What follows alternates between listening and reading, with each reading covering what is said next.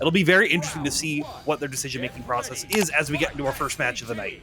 Totally, the color coding here, and of course, I mean, Gruff Goat with the skin-colored pants, man, you are throwing me off. But there, speaking of throws, right there, you got a Rev command grab already doing so much damage, and that's what Tizoc excels at, having access SPG, whiffing command grab. But let's see what Gruff Goat can do to get in. Ooh.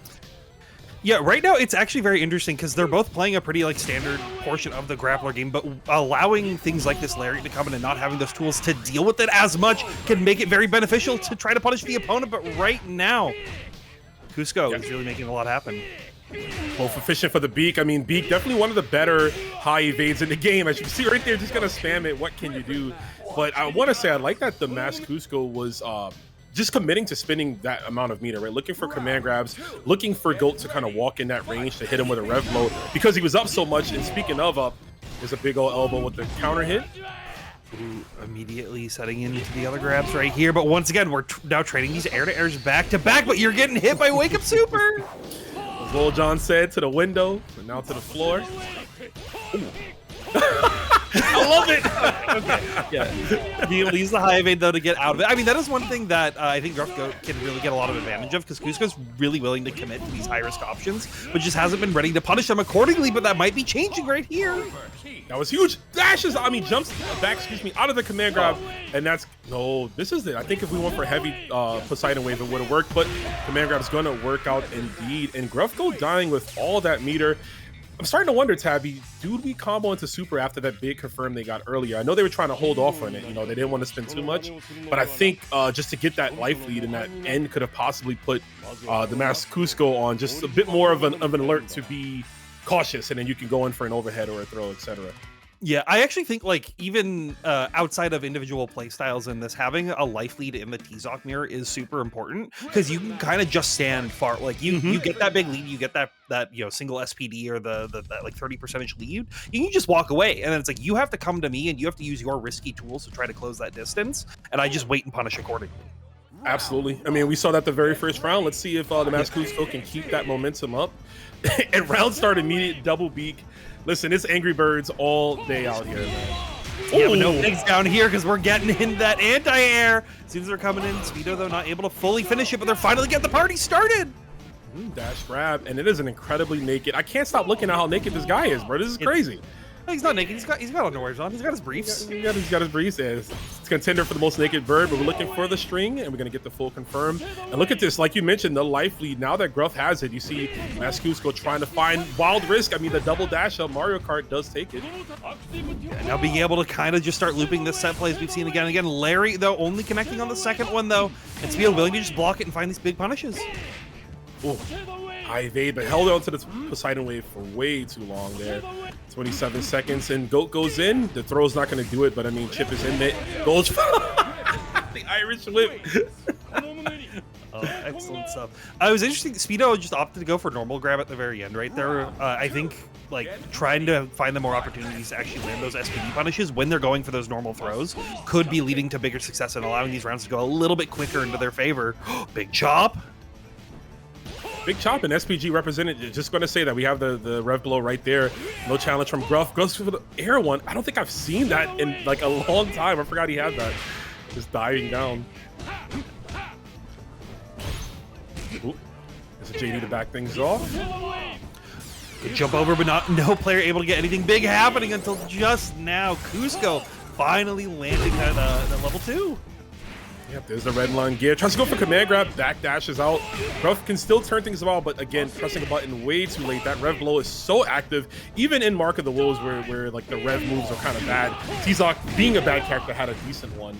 You see that still ringing true today. Nice low. And now we're mixing them up a little bit more. There we go. Good jump out. And it's a proper punish there from KUSKO. Tying it up 1-1, set match point. It's definitely set point here. Someone in the chat said Tizoc Mania running wild. How appropriate for today as we got the final round here between these two wrestlers. Let's see who's going to live and who's going to possibly die, right? Who's going to be a cooked bird. We'll see. There's a high evade. Full Rev Excel confirm. I like that too, into the Rev blow for the hard knockdown. Yeah. Speedo definitely feeling like they have a little bit more momentum in their wings. The early rounds were kind of a little unstable, but now they've got their game plan going. They know what they want to be doing, and you can already see, once again, switching to that very patient style, waiting for an opportunity to be a little bit more patient onto KUSKO, and finally find this should kill. Definitely will kill, and shout outs to them for knowing that would kill, because obviously a Rev Super, right, would be the best option. It's the level 3, you recover your bar, but you know, knowing the speed run tactic, Big Ruffgo, you know, gonna help us get to the next round as fast as we can, as we have a 1-1 situation here by the birds. Yeah. I really like Gruffgoat's changes to their core gameplay, right? It definitely feels like the first round was like, okay, I'm just booting in, I'm running to the tournament a little bit late, but now like they definitely feel like, okay, I'm playing the game, I know what I need to do, I'm not gonna get blown up by the guy who's whiffing Rev Blow 14 times in a row across the screen. Right, yeah, no, totally. Like, I mean, we saw in that very first game how the masked KUSKO just was aggressive, right? Just like we mentioned, doing so many crazy things at a moment's time. But really, Gruffgo, you see immediately starting with the walk back here, looking for the whiff punishes, obviously. But it looked like they tried to challenge at the end, but too late on the high evade. Yeah, just a slightly too late now, having to hold these chops. So there we go, high evade finally working out, allow him to reset the screen, and now getting a big punish. Big boot. Okay, he was baiting out a command grab possibly, or a rev blow. Gotta always look out for it, and there it is, of course. Still hanging on to the tail end of the SPG, and even with that commanding start, it looks like Gruffgo fighting from behind. We are whiffing grabs. Yeah, Gruffgo, I think, getting a little too reads heavy right there with some of those air SPDs, but we're just trading whip 360s back and forth. Masked KUSKO, very frugal with their bar, is in overheat. Still a dangerous bird, though. I mean, if we can get a nice combo, we already gonna get one on this side. Gruffgo for the safe jump setup. It's more good low this time. Oh, not able to finish it, so it's gonna give Gruffgo one more chance, but we find a great jump out right there. That was such a reversal of fortune. I think Gruffgo was trying to cancel into super and possibly got one extra quarter circle in that, and, you know, caused a command grab whiff, but definitely worked out in a favor there. Set point for them. A splash. You'll do it again? Oh, one more time. If it ain't broken, we finally backdash out. There we go. Ooh. That was almost been really good. I would say that was almost really, really smart right there, by the unfortunate spacing of the of it not being able to fully connect right here, but it's finally getting their opportunity. Body splash once more. Yeah, Gruffgo trying to match that the craziness of masked KUSKO, and it's working. We're on set point here. 2 bars, goes for another hop elbow. Anything we'll do at this point, there's a command grab. Air command grab finally working. Oh, you tried to do it on the ground, unfortunately. KUSKO is still in the skies, and now quickly evened up those life totals, but we jump out once more, finds the low, but no continuation on it. It is a dead even match right now. Dead even. Someone is going to get clothesline. A high evade might challenge. There's the uppercut, though, from masked KUSKO. No whiff punish. That could have been a heavy punch right there. Didn't want to take the bait. Still going to be alive, but barely. Has to justify everything at this point. Oh, my God, Tabby. I almost called it, but the timing of the clothesline there, going for the heavy one, that was really smart right there from Gruffgo. Throwing out the timing. Justifins did not see us through how good of a player they were. But good to see them here. It makes sense that they're playing a game like this, because this has a very much of an old school kind of unk feel. Sorry, Rogue, you know, it is what it is, but we'll see. Look, the people who are winning these tournaments are definitely slanted a little bit older, so, you know, I understand it. And a couple of grades, you know. Here we go. We got Monib and rogueyoshi. So Monib playing Kain. Kain is super strong character. We know Kain has access to every option available, but not that one to check the flip kick there. That's going to hurt. Tries to take him out of SPG, but a pixel left. Here we go. They're finding a big DP break early on right here, trying to shut down a lot of what Monib wants to be bringing to the table. And you already see Monib now just willing to just hold the corner a little bit more, but rogueyoshi throwing themselves in burnout, now having to hold the corner versus Kain is very scary. Very scary. I mean, Kain, one of the best, if not the best, at melting your meter away, but great call, though, the jump in from rogueyoshi. God damn, that was enough. I thought we might have a pixel left, Tabs. Yeah, I was thinking a similar thing, but hey, that's showing why they're up there and we're over here in the booth right now. Oh, really aggressive from Monib, as rogueyoshi, though, does a great challenge, and once again, just finding a bunch of opportunities to open them up. Like the use of the air rev blow. You don't see that quite often from Hotaru at all. And another one for the knockdown. Anything we'll do at this point, goes for the deep jump D, but still too high. The immediate guard cancel. rogueyoshi with the styling combo. Hold up, this might be the coolest Hotaru I've ever seen. It's definitely up there. definitely up there. Like rogueyoshi just feels very like assured in every decision they're making, right? It feels like everything they're doing is like, I'm already one step ahead of you and you have to figure out how to deal with me, right? And Monib is not someone who's like new around the block, so to speak. They were someone who through Guilty Gear Strive and through Street Fighter 6 were placing very high in some of these pretty stacked tournaments, and as well as like they were Smash Ultimate player, I believe. So like there's someone who's been around the block for a while. They know what they need to do in these high stakes tournaments, but rogueyoshi is definitely having a little bit of a download on him right now. Yeah, I mean a download, but I'd also say that's just the power of the system mechanics, right? rogueyoshi represented guard cancel 2 times in both of those matches there, and that's really what just stopped the momentum. If you guard cancel immediately, just a fin as you're seeing happening right here in this case, it really just slows down the momentum. Good 2C, tries to check in between, and this is a slight health lead for Monib. See if we can keep it. Yeah, but slowly bringing it back up. Some good JDs coming here. Just make sure that you're staying a little bit healthy on both ends of these players. rogueyoshi just instant blocking out of everything right now. Yeah, not really respected. Ooh, the combo off the fireball reflect into the regular fireball. Yeah, this is super mastery of Hotaru. That was a great time to jump into, looking for a standing C. And look for the, I was expecting another like knockdown just for super, but A-OK rogueyoshi's on set point. Yeah, I think they've shown that they don't really need like a lot of these big supers in a lot of these situations. They can just make this looping set play work. Then being able to save that meter for when it's a little bit more important. In this round right here, found that big hit, but couldn't, you know, find that full conversion off of it. Yeah, Monib contend on blocking. Doesn't want to deal with that. You can high evade in between the gap, right? If you see her going for the heavy flip kick there, there's a chance to punish. But oh, this is going to be huge for Monib. Take advantage of this. Takes out SPG. Big damage on the board here, possibly. For set play instead. You were speaking of a chance to punish, and there's another one right here coming in for Monib, finally being able to get some of this Kain gameplay working a little bit further. Dark Angel coming through, but we'll find the DP after the jump in. That was crucial there. What a big jump C, deep enough with the wild punish as well. The extended hit frames on that. I'm going to go into super. Command grab, is it in your future? Maybe. You haven't seen it yet, keeping the pressure on. Does throw Monib into burnout as well, which is a little scary here, so we need to make sure that we confirm into that level 1 right at the very end to stay alive in this round and keep that tournament dream going. Definitely, I like that. Yeah, of course, Monib could have killed without going straight for super, but you gotta just close the round out at that point, right? Don't want to accidentally make a combo drop. Who knows if they were holding down for charge? So I like that they went for that option there. Yeah, it's also scary when you don't have those EX moves to be able to just guarantee it right in that overheat. So finding more ways to guarantee it. And rogueyoshi, once again, finding ways to guarantee a lot more damage coming through, bringing their own rev gauge down a little bit more. But up back JD working great for Monib to stay alive. All right, create some space. It's hard to zone against her, right? I mean, her fireball is just so good. She has a reflector. She can send it right back. That was almost a strong jump in, but we are going to get the counter hit extension here off of the dash attack. Let's see what we can do if Monib just needs to secure another game to stay alive here on this winner side. Yeah, but rogueyoshi still looking very confident. Even these situations that haven't going into their favor, they have a lot that they can do. Good whip punishes from Monib. Not making anything big happen just yet, forcing them into overheat. This is a good start, and that's a big counter hit. No way you challenged on that. I mean, very fortunate for rogueyoshi that it put Monib into. Oh, yes, we are dead. Whoa, what a lot of things just happened in that, you know, final stretch of the round. But yeah, I was surprised that rogueyoshi pressed on after EX Flash Kick. I mean, that is one of the most known plus moves in the game there. And then Monib, of course, with the great adaptation at the end for the super confirmed combo. And this drives us to 1-1. I'm feeling this set here. Yeah, both these players definitely keeping it really back and forth. I do actually, I want to talk about that press after EX Flash Kick.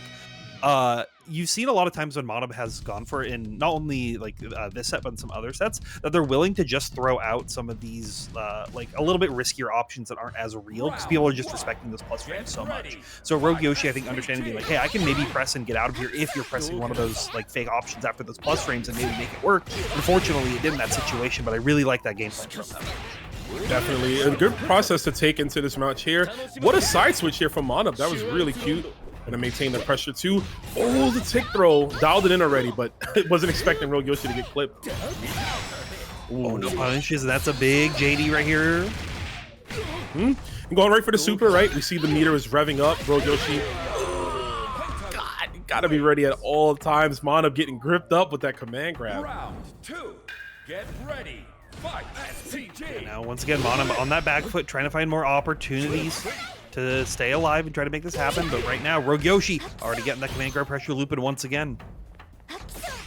Yeah, definitely trying to slow the pacing down to the matchup here. I mean, you can go bar for bar to a degree with her, but obviously her fireball being so slow, and that was a great whip punish on the rev blow there. The spacing was just off from rogueyoshi, but it doesn't matter when you get the hard knockdown. And the corner, you tried to press a button in between. This is going to hurt. Big damage here. rogueyoshi could more or less spin, yeah, as much as they want to go for the kill on the next hit. And that's going to...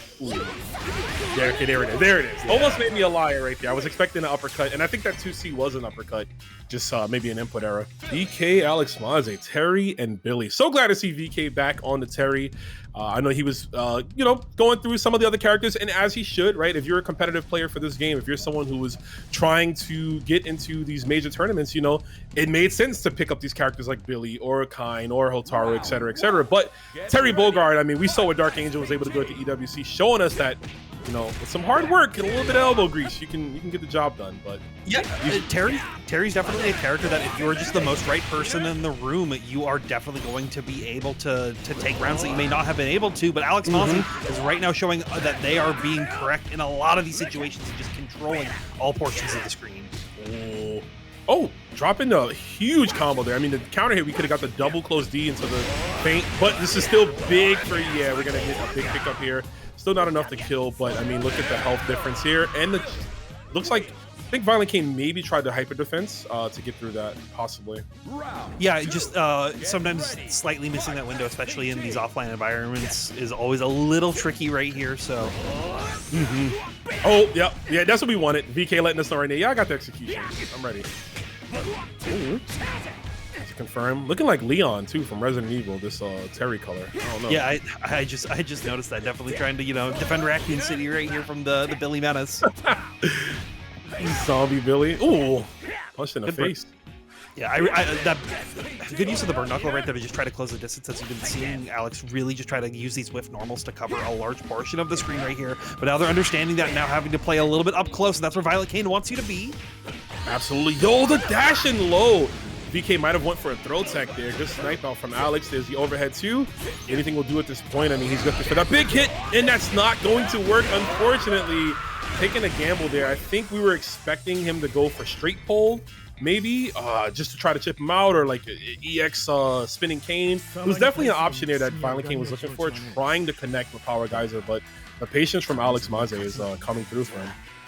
Yeah, definitely. Like, like you said, I'm not 100% sure what they were looking for in that situation, but Alex Mazi just been playing a really good job of going from like hyper offense to hyper defense, and just constantly forcing ViolentKain to make these riskier decisions to get out of a lot of these situations. Like you saw the reversal BP earlier, you saw some challenges in some of those scary frame trap situations that Alex is really just making ViolentKain have to take those risks to try to make the comeback and not allowing it to happen.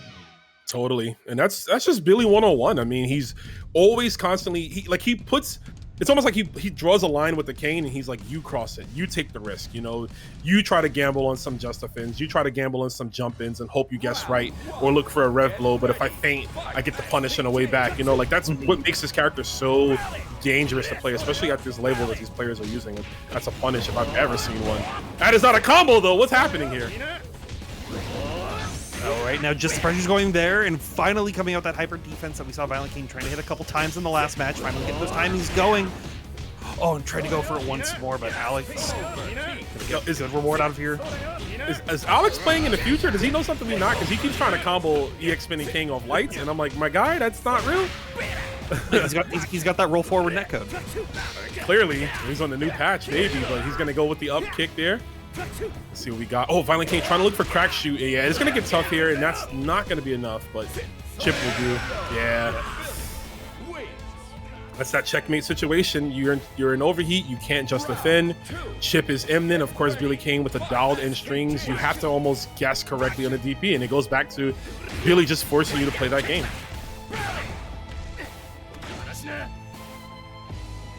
All right. Oh, what a catch. Oh no. Oh, big reversal right here for Alex, now being able to get their own tempo back once again. Okay, good block on the overhead. Most universal overheads are like -2, so of course you wouldn't be able to punish unless he pressed the button. But of course, Alex Mazi is going to go for the super confirm, and just you see the feints right there. Now we're varying up the strings, taking advantage of ViolentKain looking for that big hit, just like the dash in right there. Gets sniped again by the low B. and anything will do at this point, and that's going to be it. Alex Mazi with the snipe. Finally, gonna bet the whole farm on that heavy, the EX straight pole, and it works out there. We took advantage of ViolentKain being very jittery, right? Just looking for the right time to jump in, and you could definitely see the frustration. Kind of, you can feel it almost, right? That brings our pool up to a total of $309 currently. So that's pay down to top 24 for the top 4 now. Let's do it. Let's do it. Sorry, I was just blinded by that cult, the watermelon Billy. I was not expecting this one here. It is. There's two kinds of players in the world. There's I'm monochromatic, all black, and I'm going maximum on the neon green. This is the audience for this game right here, and the color edit mechanic. Yeah. And here we go, the knockdown. There's that safe pressure. Got the aggression here from Dylan. That's exactly what you want to do.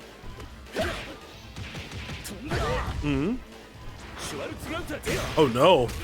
That's huge. And we can't kill, but obviously gonna dish out a lot of damage. Here, one more knockdown. There we go. Now you see Dylan just trying to use that road guard, trying to make sure that they can push Lokof out into a little bit of a safer range, and now we are sitting on a pixel. And this is exactly what Dylan needs to do to make a big comeback, but Lokof ready to challenge immediately on any pressure sequence. Yeah, Dylan did a save jump setup against a character without a reversal, and I think that's just like a a habit, right? It's something to go for there. But Billy, making up with the mash, right? Obviously the range he had on it was going to work out, but hold the phone here. So we got Dylan coming through, huge combo, good corner control as well. SPG still intact. This is nasty. Yeah, this is the kind of round Dylan want. Had that first round, you got a little jump scared by the neon green and the neon red that was coming through from Lokof, but now able to keep the pressure going, able to bring that classic Kain danger. That was a big whiff, but Lokof not going to get punished for it. Now starts throwing turn back. Yeah, being greedy, try to go for the throw, and there it is. A low effort kill from Dylan, tying things up. And I like the bar on both. I also like how long it took for him to adjust his collar between the rounds. We did not skip that at all. Look, you gotta style on him where you can. You're right. Fireball trading up the jumping right there. Good flashing. That was great. We delayed it as long as we could to throw off the JD time. And that's definitely that part of that next level thing that you really only see in that the top level players of this game, right? Being able to have to adjust your pressure so much to try to get out of their own JD, just like that. You see them trying to feint it once again, but Lokof gonna get rewarded for it. He is. This is big here. Gonna go for super. Yep. Spin the win. Fire! It's a deep jump in as well, but not enough to get the full extension that they're looking for. Keeps the pressure going, and that's a big flash kick. Huge gamble, so late in the round, right? I mean, I understand Dylan's thought process of wanting to go for it, but that was massive. I think if we just went for DP break, because even if he blocks it, you're safe, right? And realistically, the DP would still catch any mid from Lokof at that angle. So I think in situations like that, DP break might be better to go. But I also understand let me just commit to the reversal. But you know what? Dylan is super strong. They're here in this top 24, getting to top 24 if they win this matchup here. So I understand the thought process. It is what it is. Yeah, I also think part of it is it's now in Lokof's head for further down the line, right? It was a gamble at the end of the round, but now Lokof is going to be thinking about it through the rest of the set. As Dylan is not someone who traditionally goes for a lot of these big reversal gambles in those situations. So now maybe that gives them chances to get out of pressure sequences a little bit safer. Yeah, totally. We might see a change in that nice empty low. Overloading the brain of Lokof, man. Put his hand in the watermelon head. Hold up. What a double orb combo. Let's go. Yeah, it's those practiced routes, being able to use those orbs very effectively. And you already see Dylan not going for, you saw that you had mentioned earlier, going for the more consistent, safe jumping off of Oki. But now knowing, hey, you don't have the reversal, I can be a little bit more dangerous with my pressure. Yeah, I only have to worry when you have that super bar, right? And obviously Lokof has that now. Great anti-air snipe, 2 counter hit confirmed into the full up pull. But let's see what we can do. Tries to maintain the distance, but that meter's getting real ugly. Ooh. Yo, the 8. I'm sorry, the 8-bit Lacrimosa is killing me. Oh, what? That's another huge gamble from Dylan right at the very end, but Lokof still prepared for it. Final round. Get ready. Final round. Love the bar on Dylan here. Let's see if we can get some level 1 supers to go. But so far, Lokof really has been in control for most of the set, right? In a catch, you got to JD the whole thing. Oh, there we go. Big anti-air. Dark Angel not going to fully connect right here, but Dylan now able to finally get their turn going once again, trying to mix them up, but Lokof was JDing a little too tight until the very end. Too many. Ooh, let's go for another one. Okay, too far. High evade is going to get sniped by the EX spinning Kain. Sit on the bar. 2 hits will definitely do it here for Lokof. Yeah, you can see him trying to catch those universal overheads, so try to open up a little bit more. There's that first hit that you were talking about right now, putting them into a one-touch situation. Oh, an overheat here. This is going to get really bad for Dylan. Dylan's got to find the right answer. Looks like we might not be able to. Goes for the super. It's going to pay off here. One more chance to guess correctly, and we do the meaty jump C. Lokof tried to challenge with something. Of course, not going to be able to do it in time. The level 1 super, I think, even from that jump arc from Dylan, I feel like we would have been safe from the level 1 super, right? From Billy Kain. So great just assessment right there from Dylan to go for that and keep themselves alive. Yeah, excellent stuff. Being able to channel the little bit of the wild wolf inside of him that we've seen in the previous rounds, right? Like with all those a little bit more gambly flash kicks. And I think that's what you saw Lokof expecting, right? You just saw them kind of down back and be like, yeah, you're going to flash kick again. You're just going to go wild and crazy. And Dylan getting into their head, finally being like, okay, now I can open you up with my own shenanigans on my own wake up. Get ready. Yeah, clearly paid off there. Let's see. Round 3. Also, love the Wild Wolf reference, Tabby. It's almost like you're really good at commentary, you know what I'm saying? It's almost like, you know, we do this once or twice, right? Speaking of, going second right here, Dylan with the rev low. Best time to do it is to counter and confirm. Dylan says, I am younger than 30. We're going to hit those 2 buttons here. Ooh.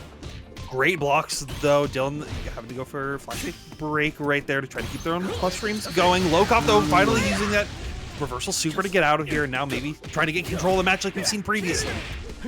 Yeah, nickel and diamond here, getting the damage back up here. Dylan, we're well aware of that, we're just starting to backdash away. But yeah, it's hard to get through. I mean, when Billy hits that EX spinning Kain, he is in at every time, and you got to worry about what's next. EX Rekka's leaving plus. Everything leaves this character plus. It is always his turn, and we're going to take this round with the uphold kill. Yeah, Lokof making that big comeback. I felt like it was in Dylan's control basically that entire time until Lokof found that one challenge right at the very end that ended up working into their favor. And that's kind of been the story of the match for both these players. It's making those big comebacks and being able to use those tempo swings into their own end. Yeah, it's been huge for both players, exactly. Like just being able to, right now you see Lokof using a bit more of the recipe from the first game and just maintaining control, really making Dylan like not even know, okay, like we're varying up the strings here, and Dylan is getting clipped by every single one. Next hit will definitely do it here. Yeah, I mean, that's part of the Billy scariness, is like being able to vary up your pressure so much with so many different options that do the same goal. But Lokof gonna close it out at the very end, taking the set 2-1, gonna be qualifying for that top 24 winners side. Dylan's still in, just on top 24 losers. But we're gonna talk about who's doing well now, as we have Insanity Master 09 going up against omegabubby. omegabubby on that Preecha. That's what I want to see.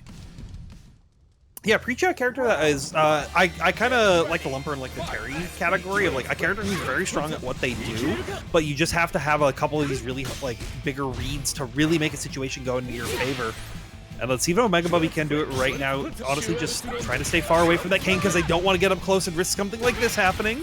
For sure. I also want to mention too, like she has one of the better SPGs when Revlos when it comes to punishing fireballs. But Bubby opting to keep it on the end. The standing D is going to get clipped by the jump in, unfortunately.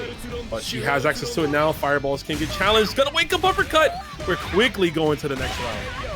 Yeah, Insanity Master showing another name of showing some insane pressure on there, trying to get omegabubby to do anything they can to get out of these corners. But right now, Insanity Master wants to just control that mid-screen.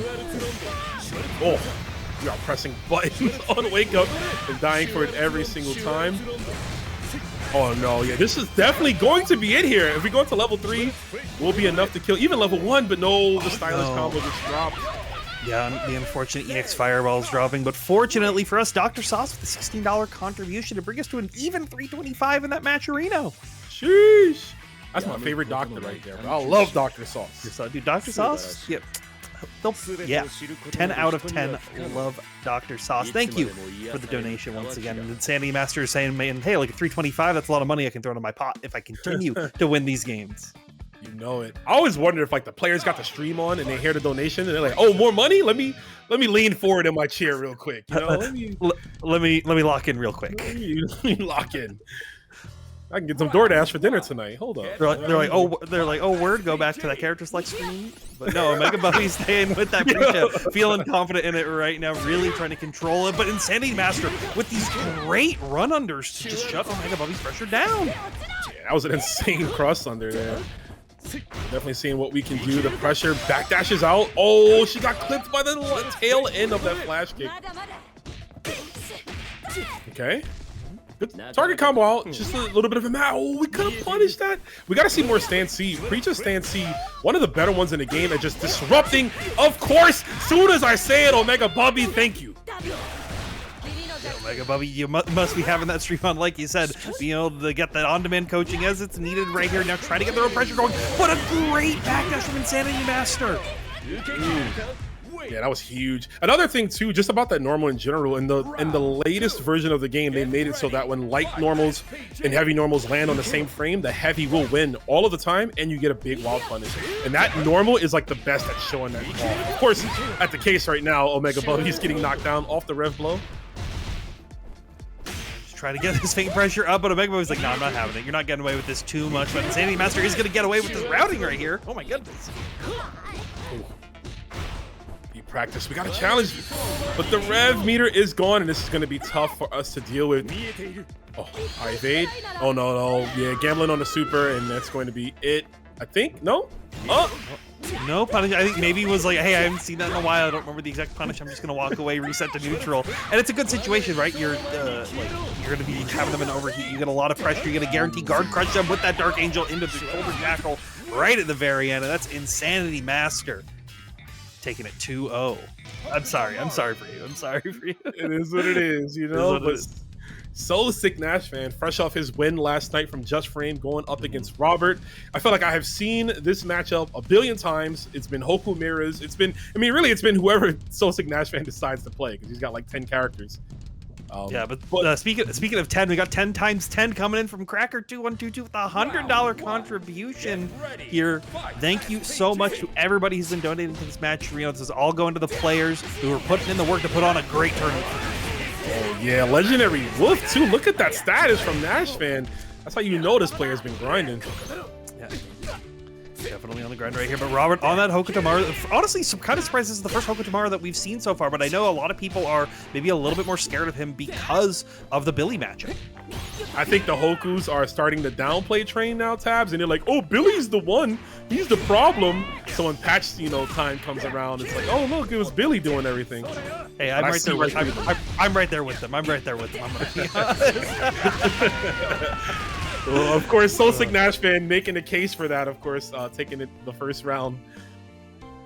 Yeah, I like definitely just doing their fundamental game plan as in the Billy Hoku match. Something I've seen in a lot of their gameplay is just a really good use of that mid-screen control and those air-to-air situations. You don't give them the opportunity to go for these feints, for these delays on their air sequences. You can really control a lot of the screen, but Robert trying to turn the dial up a little bit more, but SoSickNASHFAN not going to have it just yet. Not at all. And like you said, I mean, cutting off the assets from Hokutomaru, as you saw right there, Robert was getting a little frantic. He was going for 2 Cs, just looking for some type of a big hit, because he's like, I can't do my jump shenanigans. Right now, try to press a button when it wasn't your turn. Chip damage is imminent. Wakes up super. Not going to happen. NASHFAN cruise control here. I mean, of course, Nash plays a really strong Hokutomaru, right? So he's going to have this matchup in spades, as well as ViolentKain just really being able to humble the young ninja. Yeah, I really think SoSickNASHFAN's Hokutomaru was always very, very strong, right? It was something you had to worry about at every stage of a tournament, right? But once they made that Billy swap, I really feel like they're in their element, right? I feel like they're able to just kind of control not only these Hokutomarus, but a lot of other characters on in the roster a lot better. And so it's very, very exciting to see them, I think, really lock into this character and really push themselves up to that next level. Definitely. That's a great point, honestly, because NASHFAN's Hokutomaru was very defensive. He would play so lame. I've watched him make rounds go to the last 5 seconds, if not a timeout, just from running away, right? Not really going in. And to pick a character who is more or less designed around that playstyle, right, to annoy your opponent from a certain range, really, it just was able to make him double down on his skill level. But speaking of doubling down, we're going to double down on the damage, taking you out of SPG. Robert gonna get sucked in by the pole. Yeah, just trying to use those rev guards to space you out a little bit more, keep you a little bit safer from some of those frame traps, but SoSickNASHFAN's been in this situation before. They know what they need to do, finding a good counter hit on the mash attempt from Robert. He really is the legendary wolf right now. This is immaculate play. I'll change that name to SoSickBillyFan at this point. Sheesh, you right about that. Ooh, big wild punish though. This is Robert's kind of first big hit in a momentum swing in this match, so gonna be knocking him out of that SPG, gonna give him a little bit more potential right here. Now gonna play that strike throw game. Okay, wake up super. Right time to do it. Takes Robert again out of SPG. Great block up on the cross up there. Yeah, great blocks once again. Not able to find the big punish. Instead, we'll just get the wild one here after that throw attempt from the hop. That was an interesting choice right there, taking advantage again of Robert's optimism, excuse me, trying to go for a throw, and this should be in another throw bait. That's like 4 in a row. NASHFAN, I'm telling you, he's played this matchup a billion times, and of course, just having that extra layer of knowing this is when, you know, Robert likes to go for this option. A little bit more work than some of the other characters to really push him to that level. I don't have the hands for him. I'll be the first one to admit that. So I agree. Yeah, I agree. That's an attempt to do it. But yeah, no, even going as far as like the beta days, I feel like he was like the first kind to really show how, you know, part of my French, effed up this character is. Yes. And looking to keep that momentum going. We had a big tournament win recently. Oh, okay. Oh. Yeah, but DELTARMENTA is one of those people who was on that Billy train like very early, I feel, right? And has definitely shown a lot of dominance on this character. You see once again in that legendary wolf rank. So putting in the grind, putting in the work, really trying to make things happen right here. But CientifiKOF was pressuring him for a long time, but DELTARMENTA finally finding a chance to press out. Yo, I can't even get out of S rank, man. These players making me look like a scrub. But it's all good. When Ken comes out, I'm gonna own everybody, just like we're owning up with that super confirm off the far C. Looks like we try to dash through. DELTARMENTA eating a whole ball full of super to the face. A whole bowl indeed, but DELTARMENTA trying to bring up the big spoon in the early stages of the round right now, just constantly trying to lock him down. And CientifiKOF, you see him playing very patient, like compared to the previous match that we had, which was a very, very aggressive Kain style. DELTARMENTA is getting a lot of work out of this now to be able to get these big whiff punishes. Yeah, making them count. That's what you need. Goes for the flash kick, but of course that was a heavy. We break away. There's the interruption that Delta was looking for. Not enough to kill, but prominent position here. Best we can do is build some meter in time, but hold the phone here. Yeah, just finding an opportunity to set them out. Does throw them into that SPG though, so you have to be a little bit more careful. And that 0 frame coming through right at the very end to guarantee that round to go into DELTARMENTA's favor. Hell yeah, that's all I got to say to that. Like, that was a flex, right? We didn't need to do the guard cancel super. Obviously, it works out. I mean, it's going to take the little bit of health that CientifiKOF have, but I just like Delta being like, yeah, bro, you're the only one with the cleanest execution. Yeah. Repressuring once again, staying plus right there, but having spent some of that rev gauge, now able to keep the pressure going a little bit more. But you already see DELTARMENTA just staying very patient because they were waiting for an opportunity like that to find that jump out. Now get their own party started. Yeah, beautiful neutral jump. That was a miss if I've ever seen one. I don't think CientifiKOF won for that one, or at least thought that was going to happen at that case, but there's another throw bait. Got the far D, but this is all good. It looks like we'd be able to clean it up regardless. Yeah, just staying that patient right at the very end. Like once you, it's something I feel like I see with like every player fighting Kain. They get one flash kick and they go, okay, never again. I'm not letting you hit this ever again. And you see that time and time again. Unfortunately, working out for DELTARMENTA in this situation. We'll see if it can continue to work for them or if CientifiKOF can be able to close it out. As a reminder, this is a qualifier for top 8 winner sides. These players are fighting for that, you know, shorter game amount to stay on that winner side of the tournament. Definitely need that. We are getting sniped every time. And that's a confirm off the counter hit. That's nasty work. This ViolentKain champion is OD. Yeah, it was also a great catch on the roll as well.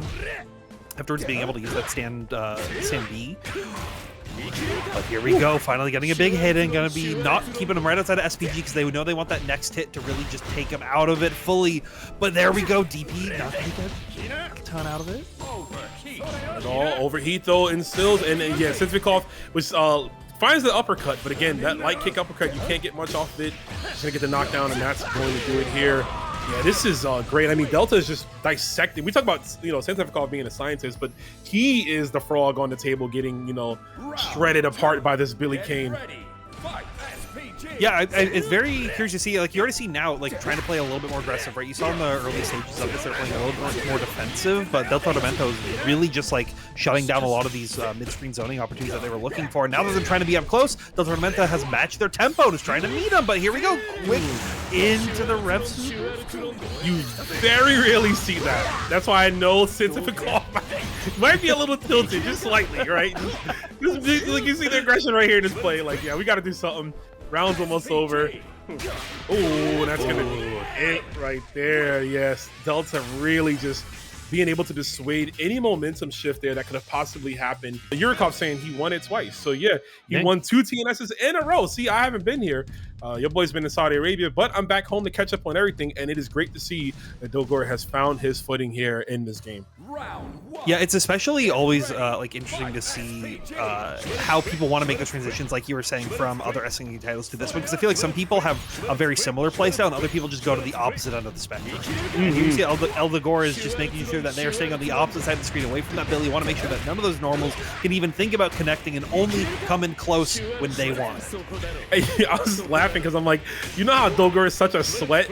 This dude don't even got a custom color, bro. He's like, I'm not even wasting time to go there. We're going to connect with the flash kick and end your life off is confirmed here. But yeah, he's like, I'm not even going to colors. So like, I'm rocking the default colors. That's all we doing.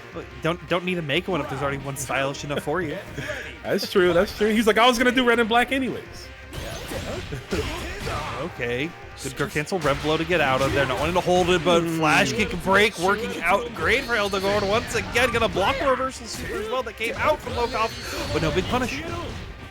Yeah, I thought he was in close proximity for the close D, but wasn't. I know, crazy flash kick, but doesn't get punished completely from Lokof. Oh! Speaking of punishes, though, finally finding another big one, but not wanting to spend it, or not being able to spend anything because of the overheat. Boom, boom, boom, boom, boom, boom. Yo, mustard with geese? I'll take that all day. And we'll block those all day. Nice defense there from Lokof. Yeah. Hey, look, Lokof, I mean, Dogor is, he's a Yuri player, right? So, like, they tend to do those things, double DP, just because. But if the first one didn't work, you're going to get punished anyways. You might as well try to make the second one work, right? Right? Let me try Navy, just Navy. They'll try to advance. Ooh, that was a bad fireball right there. The rare chance you see is fireball get punished because it does push him back, but that was a great jump in from Lokof. Yeah, Lokof getting into that full pressure. Dogor trying to find an opportunity to get these big jump outs, but Lokof just staying very defensively and utilizing that Billy tool set to lock him down to the corner once more. Oh, we're going to spend it. I thought we were going to save it for the next hit to kill, but I guess we are encroaching on another bar, if possibly here. Dogor's going to go for the super fireball. Pressure's on. Wow, I can't believe people are pressing buttons after that. It's crazy. You got to take those gambles. You have the health to make it work, and you're already putting yourself into a very good situation. Unfortunately, you are overheated now, so you have to find a meterless way to make sure that you can guarantee this round, and Lokof finds it, taking game number 1. Great adaptations there from Lokof. That round 1 started off really ugly for him, but he kicked into turbo, if you will, immediately into the next game here. And let's see what happens. See what Dogor can do. Has to turn things back into his favor here. Maybe we'll see more of a zoning style, but being wary of his spacing, because when he has been throwing fireballs or trying to set up the rondos, Lokof has been getting great jump-ins every time, and that's where the damage has been coming from. Yeah, I really feel like, though, like you're saying, I think switching back to that zoning style is going to be something a little bit more effective. But as soon as I say that, we're around start SPGing Dogor wants to just dial up the aggression. But Lokof is comfortable in that situation, knowing, hey, that's what you want to do. Fine, so be it. DPW gonna work out, but we're just immediately back in with the EX Schwartz. Did he try to JD that or maybe backdash? He got clipped too. That was far out, but yeah, it is immediately like, oh, we're like sitting here, thinking, oh, maybe he'll do this. No, he's just gonna go in. Right now, it is working out in his favor, so he's gonna be able to slow down the health process here, bring Lokof down. Lokof, wake up super. That's about the second or third time he's been correct on that, and if you're Dogor, you gotta be wary of that every time. Yeah, I mean, it was like what we were talking in earlier of like, oh, Billy doesn't have any of those reversals, right? You can be a little bit more aggressive on here, but those meter reversals still come through, just like they come from El Dogor to set up a strike throw situation to take that round. Beautiful read too. Just knowing that the extended hurt box from the standing C from Lokof was going to be in proximity to get hit by the super. So I really enjoy Dogor going for that option. Of course, he's going to get bonked on the head, losing the SPG and back to the corner. Sendo once more had a good roll out, but Lokof finding a couple challenges to go in their favor and spending that meter immediately to try to put themselves into a one-touch situation. And these two right here, these are the best in the business at breaking down that rev meter, right? Obviously, Lokof, in the case of Billy, he's going to do it with his normals a lot of the time. You're going to see that Dogor is looking for the pressure with the fireball. He's going to eat the throw. And yeah, he was like, let me just give up here. Yeah, if it works, it works. If it doesn't, now we have another round anyways. Yeah, that's a, like, let me get to the next round, because the longer the round goes, the more time you have to gain bar. And we don't need that. Yeah, and we've seen how like willing Lokof is to just like rip those reversal supers and really prioritize that as their meter usage for these games, because they know they can get the rest with just using the rev gauge. Here we go, El Dogor getting some set play going down, not able to find the full connection. Good blocks in the overhead from Lokof though. Big patience. Oh, that's going to work out. I wonder, are we going to spend 2? I would definitely level 3. Oh, chose not to. Stuck into the overheat. Oh, he is trying to break that meter down, but not going to be able to do it here. Risky flash kick pays off. Over. What? Reversal super. Hey, it keeps working. Going to be bringing that overheat gauge down a little bit more, but we'll let that DP rip once more, because just like the last round, hey, if it works, it works. Yeah, and at that case, that was like, okay, right? We had such a good amount of health that even if we eat another combo, there's another chance to guess correctly to stay alive. But I was just surprised he got hit by the super, because he did the slow walk. So I'm like, oh, he's definitely baiting the super. And he's like, no, I still press the button. All right, 1-1. Top 8 qualifier here. These two sweaty players representing Mexico, of course. Clan de Mal, and we got AR. Arcade Rumble, I believe. So we're trying to bring the Rumble down as we're going further, trying to just keep Lokof locked down, knowing as soon as you kind of let them start playing their own game plan, they can kind of lead into their favor. But that's another big hit from El Dogor coming in. Damn, double the aura, bro. You're just getting purified, right? Just moisturized, if you will, by the aura. Been trying to press, I think, throw. He died.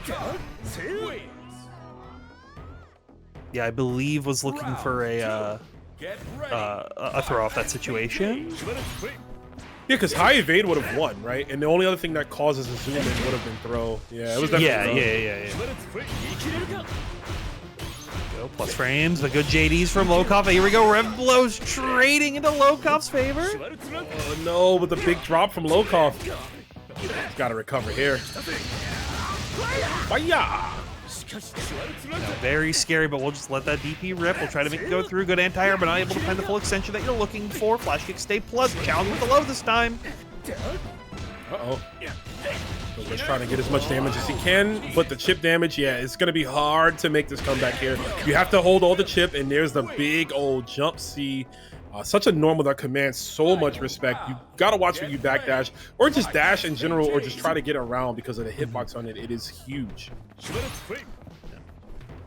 But Lokof willing to, or El Dogor willing to just like walk themselves back into the corner against what Lokof's pressure is, knowing that they can maybe find an opportunity like this to get a jump out and regain control of their own screen space. But you see, like we were talking about, you know, in the beginning of the last round, playing that defensive, right? Just saying, hey, I'm going to stay full screen. You've got to figure out a way to come to me, and I'm going to try to punish you accordingly. But Lokof now keeping the pressure up close. Go for revving up. This is crucial, right? The first player, finally we blocked the super, but puts ourselves in overheat. That is the cost to live. Another do it again. We'll just do it again right here. As soon as El Dogor tries to go for anything, Lokof is just going for those reversal wake up supers, and staying out of that overheat is huge. This is where you want to be as Lokof. It is, but if you're Dogor, you're still sitting on that extra super, and we're gonna go for it. This will hurt, not gonna be enough, but he did build another bar in case, and goes for the throw. No wake up super this time, says Dogor, and he is going to take the W. Yeah, that happens a lot, especially in these SNK titles. It's like, these are so many matches that there might be a top 24 or a top 32, but it's like, this could easily be top 8 next week or the week after, you know, possibly even grand finals, depending on the players. But we do got Xian bringing that Gato.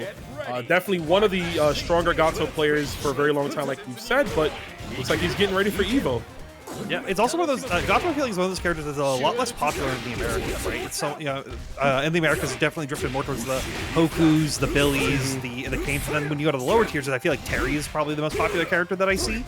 But Xian showing that, hey, this is a character that you need to be scared of. This guy is going to mess you up if he's able to get on that offensive, but Insanity Master right now trying to prevent that from happening. Oh, the stagger with the palm. And yeah, I agree. You know, for a while, Gato was kind of like, he's like the fallen king in a way, right? Because people have considered him top 5 until we saw the surge of Marco happen, right? And people put him right outside of it. But Gato can still get it done. I mean, eating a throw right here off the mix-up. Try to check. There's the block on the low, but it's not going to matter. We're going to get scorched anyways. But yeah, like Gato, like I mentioned, super strong character. I think there's just that bit of like, just the work ethic you have to put in, right? And a player like Xian is going to make him work, but not the average player might want to put that time in when they could just pick ViolentKain and like blindly swing heavy punch, right? Right. But allowing yourself situations like this, right? Being able to get these huge opportunities to open your opponent up at the cost on their own pressure is always very, very scary right here. Just gonna be safe jump and try to lock them down, trying to challenge once again. But Insanity Master making these flash kicks work for them. Had to laugh at that one. That was crazy. The challenge 2C. Oh, we're gonna drop a whole bunch next time to guess what's gonna happen. And he eats the orb to the face for breakfast, going down Insanity Master and looking like Linsanity back when he was on the Knicks until he left us, that traitor.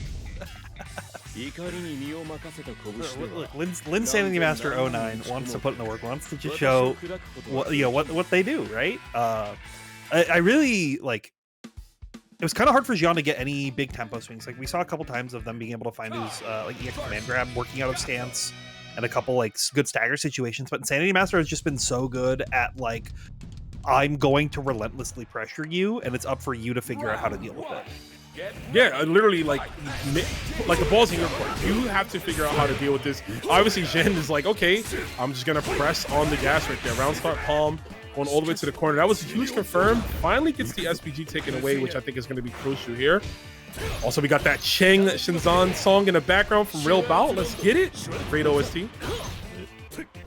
Set the orb. Keep yourself safe a little bit. Good press from Xian right there. Locks him down once more, but Just Defend guard cancels coming up from Insanity Master. Insane hates my time to shine. Big press. Yeah, we needed that one. We're going to go for a super confirm here. That turn, there's the knees. Double pitch to chesty, level 1 super. That was oh, okay.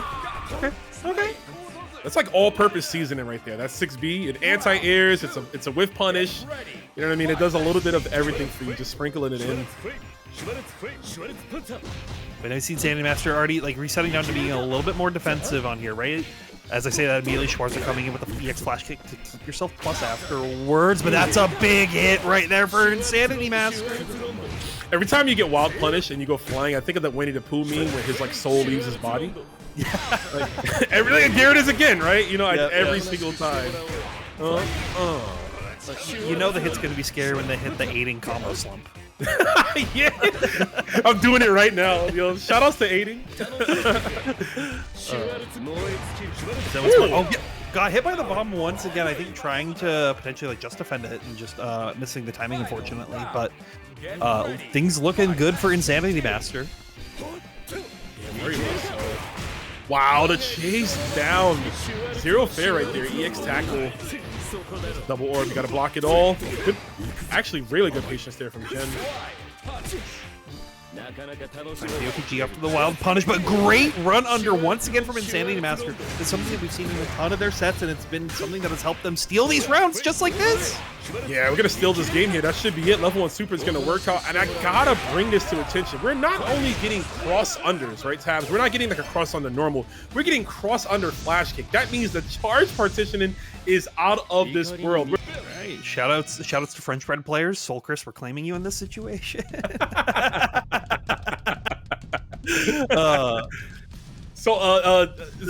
French bread player if they win, KOF player if they lose. Yeah, right? yeah, exactly. It is what it is. Here we go. CoreValues versus Cyborg. Cyborg has been on that Billy and been doing like playing very, very consistently with them. He did get knocked into losers a little early, but CoreValues showing the work right now with that Marco, finally getting getting him on screen for this event. And missing the overhead too. We saw the overhead get punished. That was one of the weaknesses of Marco. Of course, you got to make that overhead meaty. Bust out Kodokin though. Hold up. Down once more. Good use of the feint right there. Continuing that mix up. CoreValues definitely using their expertise right there, but great blocks from Cyborg on the low. It's coming through. Yeah, there's another one super torching up the flowers. Oh, that's gonna be it. Very good punish there from CoreValues. And a big drop from Cyborg. I mean, I think in most cases you almost always want to break that, right? If it's the heavy pole vault, because it's just, you know, the risk of that happening to you is so high and getting a huge punish. But regardless, here we go. Patience. It's more going to be set in the mix right here. We try to make that DP rip as it's worked before, but Cyborg ready for it this time. And should be able to cash out here. Yeah, level 1. Yeah, I mean, a level 1 kill, but look at Marco's meter. 2 bars coming in with SPG. Cyborg with no bar, meaning that any knockdown, they're going to have to hold this, right, and properly punish. Maybe with a Justifying guard cancel. CoreValues already trying to... He sees that. He smells the blood in the water and tried to go in, but great dodge from Cyborg. Yeah, just Cyborg making sure that they can play on the defensive, right? You saw them try to challenge a lot of what CoreValues was trying to do in the first round, and it just didn't end up working out for them. So spacing out away from that Marco, keeping yourself a little bit safer is, I think, what has led them to success in previous rounds and what they're looking for right here. So follow after Tatsu, but there we go. Finally, it's knocked down into the corner, and this is the scary part. Good blocks, but that's not a good throw. Oh no, you finished it. No, that's a good throw of the combo from CoreValues. Yeah. What are you doing, my guy? Nah, but yeah, that's big unfortunate. Another chance to really, hopefully get a good hit on here. Okay, possibly Cyborg defense lighting up, but that guard gauge is revving all the way up. Once more, catches the overhead, gets the link, and we go for the simple confirm right here. CoreValues taking game number 1. But I know they call you Cyborg, but you're not ruining my future. That is crazy. I didn't know he had lipstick on. I wasn't sure, but I saw like a couple times of like red flash. Oh, is that just like a weird like thing with the tongue or something? But no, we're in the. Oh boy. So is he just smooching his costume? That's where the hearts come from? I don't know what's happening here. It's the Marco B. Jenny costume, right? Clearly. Very much. The kiss of death, though. But Cyborg, let's see if they can become a hybrid. I don't know where I'm going with that one, but take this round into the next game. Here we go. Just trying to avert your eyes from the red lips of Marco. Yeah, Cyborg right now is trying to be more machine than man at this point to find ways to open up CoreValues, but it's not working out just yet. SPG going to connect for them and catches him with the overhead as well in the meat screen immediately afterwards. The rage against the machine here, right, from CoreValues. The fake fireball. Try to get him to think about it. Just letting you know I got this thing on me. We bust out the low confirm. The wake up jabs, though, from CoreValues. Bro, you've got that thing on you. I've got this thing on me. Take this overhead immediately into the corner as well, but thrown into overheat. I don't think CoreValues was ready for it, but they knew they were ready to make that throw work right at the very end, putting themselves 1 health bar away from moving on to that top 8 loser side. Oh, wow. Double dash, but just nothing from Cyborg. Yeah, Cyborg's in their last stand, essentially, right? Let's see what we got. Okay. Cool. On standard Billy Kain confirm, right? Blessed to confirm from that range. Also one of the only character that can get 5 light normals. It's a super. But there we go. EX Tatsu from that full screen right there. Something we haven't seen too much come out from CoreValues that has been very strong. Another big punish on the throw right there, but not able to make anything big happen. Oh, and another huge backdash. Great stuff right there from Cyborg. Are we going to close this one out? Looks like we'll be able to. Try to spend as less meter as they can, though. Yeah. Didn't want to spend the super bar, wanted to save it for the next round, and now CoreValues is going to gamble with their life. That's suspended right here. You're going to get punished for it. CoreValues isn't overheat, so they have to make sure that they land this confirmed safely, and they will do it. CoreValues taking the set 2-0. Our top 8 as we have Dogor going up against SoSickNASHFAN fan. Excuse me, Hokutomaru fan. Oh, yeah. Different H character that's a little crazy. Different hoe. Yeah. Different hoe. You're right. You're right. Different hoe. Different hoe indeed. But yeah, SoSickNASHFAN bringing out the Hokutomaru in this matchup. Seemingly they don't want to be playing Billion into, maybe it's Kain, or if it's specifically into Dogor, they want to use that Hokutomaru to deal with a lot of the screen control that they want to bring to the table. You can already see, like, using that air feint to get out of the anti-air fireball is going to be very, very good for them. But oh, these rev blows whiffing. She did the right thing, but the rev blow just overshooting. But yeah, I mean, as you were explaining that, Tabby, we literally just saw why NASHFAN went with the matchup here, right? Using the double jump to get around the air fireballs, of course, the flash kick attempts too from Dogor, or you can just lock him down with the EX teleport, right? Close the distance and push the corner. Oh, big rev blow. This is going to be working out great. Like we were talking about the last time that we saw NASHFAN on screen, is they have a very defensive Hokutomaru style compared to some of these other Hokutomaru. So you can see that already getting a lot of mileage in the set. Unfortunately, not able to find a big punish, but we'll find it on the second time. Dogor saying, "I'll give it to you again. We'll just get a replay." Yeah. And in the words of Hulk Hogan, he said, "Let me try that one more time." So get the air kunais. I am dating this stream, by the way, everybody. But you know, we had to get that in. Round 2. Get ready. Fight. You had to get that in because you know, SoSickNASHFAN gonna get another opportunity to try it again. Unlike Hulk Hogan at this point, being able to run the pressure on the screen, but Dogor doing a great job utilizing that rev blow to blow through the shuriken as they're coming through and tried to flash it once again, but unfortunately not going to work out. But it will work after the second hit. The patience throw tech too, an immediate stop sign with that 2C, throwing it out here. Flag on the play, gonna knock you down to the corner. And what can happen here? I mean, NASHFAN, a prominent lead right here. It's up to Dogor to really try to challenge, I think, on that meaty kunai and the last hit of the Rev Excel Kuhadan to catch a surprise Dogor. Yeah. Excellent stuff. Maybe Dogor was like prepping for the specific thing. It was going to be that Billy, right? With how much that SoSickNASHFAN, not only in this event, but in all these previous events, have like really put in the work to like push that character. Was like not ready for the Hokutomaru, needed a little bit of that mindset shift, but hopefully you can see it right now, or SoSickNASHFAN might be able to continue that dominance, continue that pressure that we had in the previous round. I mean, I don't want to make a prediction, Tabs, but NASHFAN has just been firing on all cylinders, right? We saw the performance last night.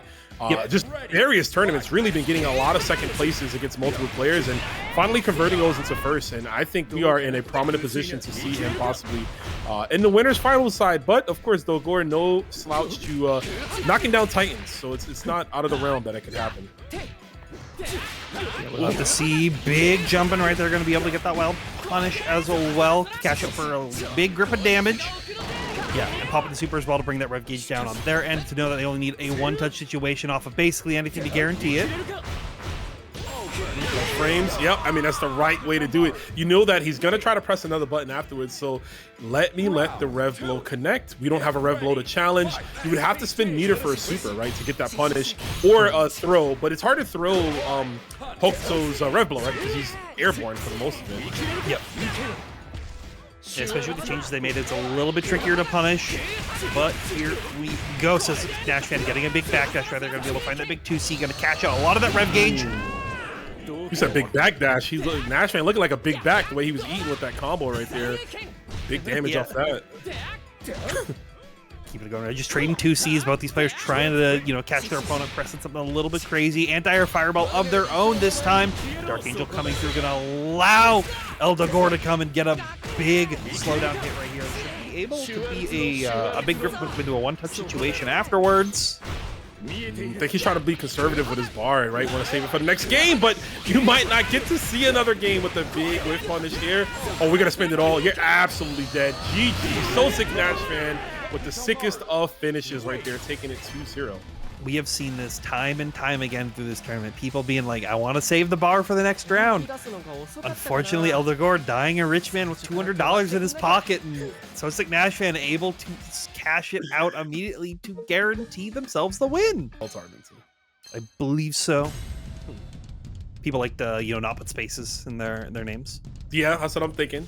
Where's Grok? Can someone ask Grok if it's the DELTARMENTA? Do not ask Grok. Don't ask Gork? Okay. Don't.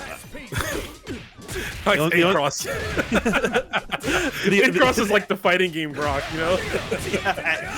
At Incross, is this true?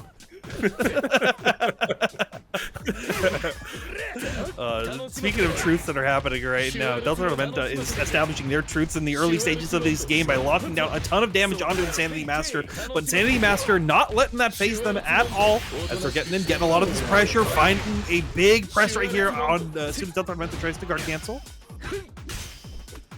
Another 2B. Okay, so we were testing the waters, literally dipping our toes to see if this is going to work in this range. And then third one is Insanity Master with the guard cancel. Oh, and there it is. See, you dip your toes enough, you start to build up that that confidence. And of course, on the third toe touch 2B, we converted into a super. Round 2. Get ready. Fight SPG. Right, playing the patience once again. Insanity Master showing why this matchup can be slightly into that Kain favor in the early stages, right? This shows you why SoSickNASHFAN didn't want to be locking into that Billy in the previous one, because you can play that full screen game, and as soon as you're up close, you are dealing a ton of damage and dealing a ton of pressure, catching him with this throw bait right here. Damn. A little bit of a splash, fireball kill. And Insanity Master really just brushing off that first round, like, you know, merely a flesh wound, we're right back into it. Doesn't let him get him. Does catch him with the cross up though, but DELTARMENTA doing a great job. Knocking him down once. Yeah, it baits that DP.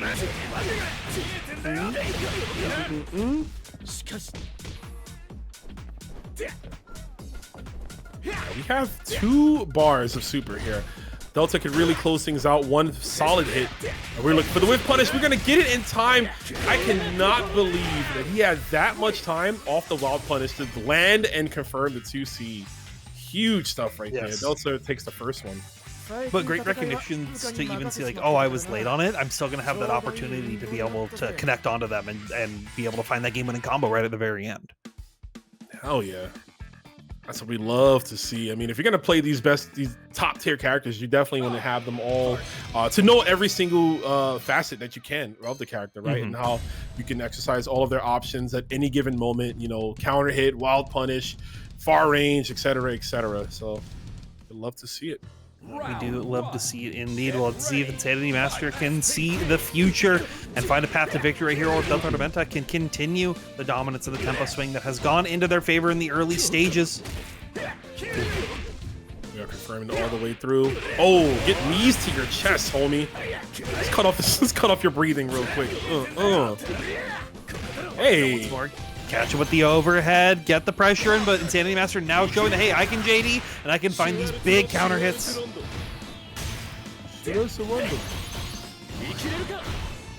Oh, this is a funky version of Big Shot. I don't think I've ever heard this version. Sounds good, though. It's Big Shot at the end of the day, and we're trying to find out who's the Big Shot here with the low confirm into the level 1 super. Delta was fiending, looking for that jump. He's like, give it to me, baby. I got this dash under locked and loaded. Delta doing their best Insanity Master impersonation with the amount of times we've seen that run under come out from them throughout the tournament, saying, hey, I can do this too. So look at me, I'm Insanity Master. 69. Oh, okay, there's a throw. More like yeah, just continuing to lock him down once more. I lost my train of thought right here because of the excellent gameplay that's coming through. DELTARMENTA continuing to just keep this tempo going, trying to catch him, trying to see if they can catch the rolls that are coming through. But Insanity Master doing a great job of locking him down, and great use of popping that super early, trying to get him out of SPG, but that level 1 super going to come out and works great for them. Oh, wow, the stagger. Too high up on the jump B. I think Insanity thought he had his turn, but he's going to get it this time here. Fireball after super, and it is still set point. I mean, Delta can take this one and move on to winners finals. We're going to really have to dig deep. He's sitting on a bar. Insanity Master is going to have to look for what they've been doing before. There's the lockdown with the plus frames and the throw bait. Great punish, too. Yeah, definitely doing a really great job of continuing to represent that same layer of pressure and not wanting to adjust out of it when DELTARMENTA was looking to continue to pursue down the layers right here. Gonna be cashing out some of that meter. Be able to try to lock him down to the corner, knock him out of that SPG, and that's another big hit into their favor. And still holding on to that super meter, and oh no! Yeah, too early. The wrong special move there. That could be the nail in the coffin, possibly. Insanity Master starts sneaking another overhead, but this is where it gets ugly, Tabs. We're going to have to possibly look for a super in neutral, maybe just stop one of those normals.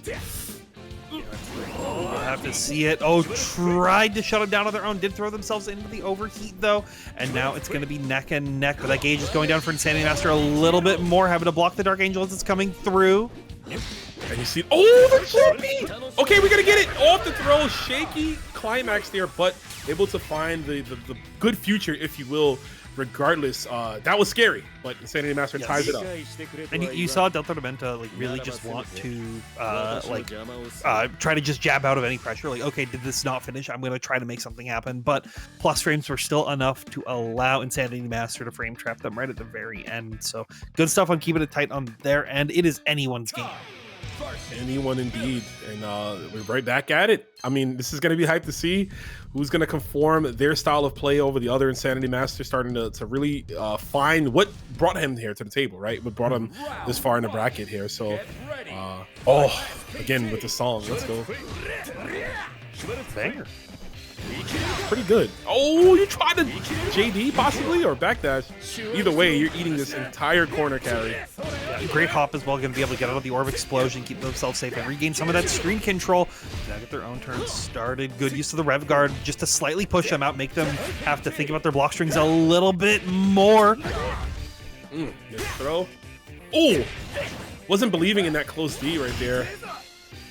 Oh, we're getting kind of wild here. There's the proper punish. High evade will beat Rev Blow every single time, and I like that Insanity was ready for that.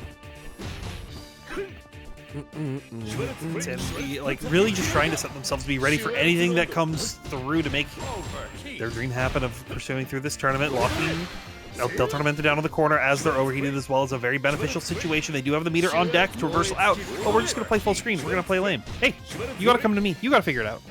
No need to advance at all. I mean, Billy doesn't have like a reflect, right? He can't like swing the stick like a bat to send the fireball back. He has to kind of hold that. But imagine. Imagine. I mean, you know, we can make him better, right? We can just keep buffing him. Why not? I'm okay with that. That's okay if you're watching. You already know what to do. Oh, there's a throw. Once more, good air to air right there, but DP going to be ripped out for Insanity Master, and the shoulder tackle connecting. This is big for them, trying to mix them up. Oh, you can't run and you can't dash in on this guy or anything. There's a reversal. Interesting that we just threw the super out there, but you know what? Big combo, knockdown. Insanity Master looking to, okay, never mind, get sniped. I was going to say looking to really put a pin on this matchup here, but JD's right there, able to make sure that they keep themselves safe, not to get chipped out right here, but this is a good, quick confirm from DELTARMENTA, tying it up. Last game, last round for both these players. One of them will meet NashFan in the winners finals, guaranteed top 3, which means they get more of that pop bonus, and that's where you want to be. As we want to be a throw whiff after that backdash, but so safe, trying to EX shoulder tackle through, but DELTARMENTA already pressing, already locking them down to not allow it, and catching the roll as Insanity Master tried to get out. You ain't going nowhere. Oh, okay. Right time to jump. But he did not believe in the rest of the confirm. You gotta be kidding me. Yeah, unfortunate at the very end. Didn't believe that they were going to get that confirm. Oh, so strong throughout the lifespan of this game. But Xian showing, hey, Gato is something that you have to be afraid of. Definitely. I mean, we had 2 Gatos qualify for the EWC, right? Obviously, we had Punko, who played him, and RB, who qualified with Gato, but then ended up playing, I think it was Billy. Yeah, playing Billy throughout the whole run anyway. So, but the fact is they got there. Here we go. That's a big jump, and already, Xian, the corner carry, one of the things Gato excels in. We're going to have to make you hold these plus frames. Yeah, and one of the big things is like a lot of the Gato pressure is something that you normally want to try to find opportunities to reversal out, or you have to take some pretty big gambles that can be scary. So if Xian can keep looping it, it'll be very good for them. But Robert finding a way to get out of it now, quickly trying to find opportunities, even these life totals. But Xian with a great confirm right there. Bro, he is going in every dash immediately after. Okay. Oh no. Gotta fish something out. Let's see. Yeah, I really like this use of just using the close standing light right there to just try to check them on a lot of these pressure sequences, catching them out of the air with these feints, catching with the teleports, just catching a lot of this pressure that's coming through because they know they only need one small confirm to do it. But Robert can easily kill should they choose to spend the bar if they land one big hit, but Xian finds the way with the throw. Yep, the neutral throw indeed. I was thinking too, I'm like, oh, you gotta be very careful because it's 2C with punishing your future. But good block, okay, again on the EX teleport. Robert gonna spin that meter the first chance he gets. And Xian actually one of the few players putting their SPG in the middle position here. Yeah, because sometimes you feel like it's, you can still win without it if you're just feeling confident enough in your own play, but you'll need it where it might matter the most. Robert did a good job of knocking him out of the SPG, and Xian will match that in kind, quickly knocking him out of the first third. Spinning bar too. Oh, and you know what? It makes total sense that we spent it because this next confirm, I don't think this is going to do it because of the scaling, even if we spin as much as we can. But yeah, now what's going to happen? Not enough, but being able to give them a little bit more rev gauge so that they only get overheated after the end of that block string. Robert keeping it calm though, finding a way to tie up this first round. Wow, gambling it all immediately on the DP take, like just thinking, okay, they might press a button, but Robert reluctant there. Obviously the best choice, but there's the rev blow, another even better choice as it stops the back turn.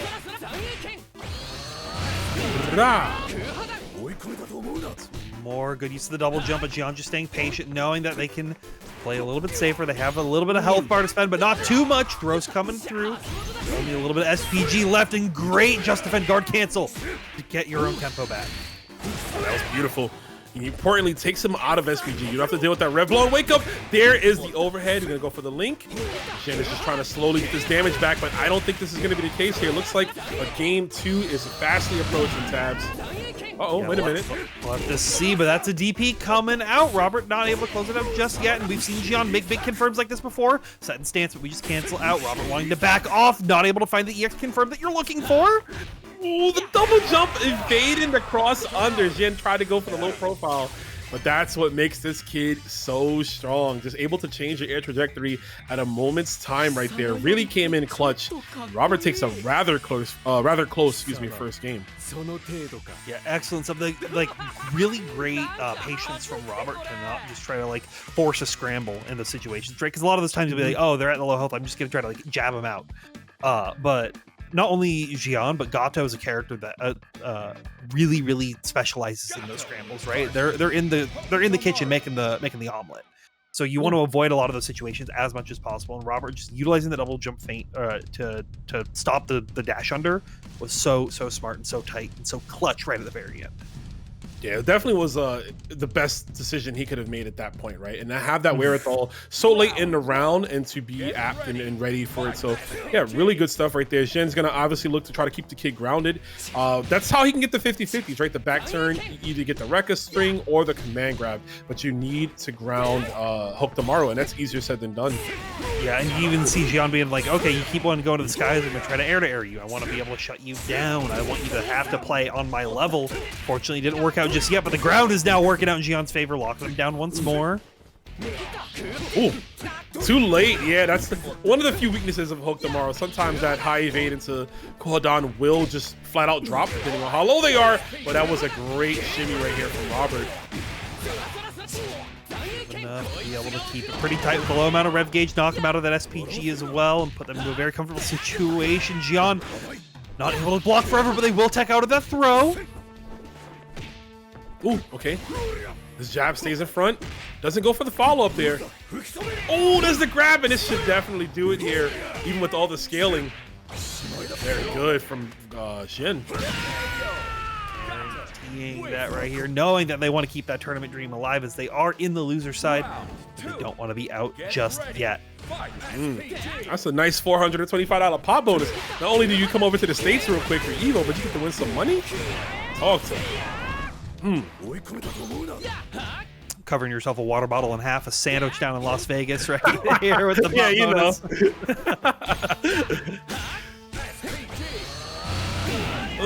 That's why you got to go to those late night like abuela taco stands. Just get you some $2 tacos. Right. Now you're gonna be Xian's trying to show like, hey, I want to be able to afford that convention center food. I want to be able to make sure that I can stay in there, get all the games that I can. Yeah, I need the convention pizza, but right now I'm getting sliced through. Okay, wake up DP instead. Oh, dialed in at a high evade. It's such a funny one. I mean, He just my man just starts kicking, shimmying on his knees.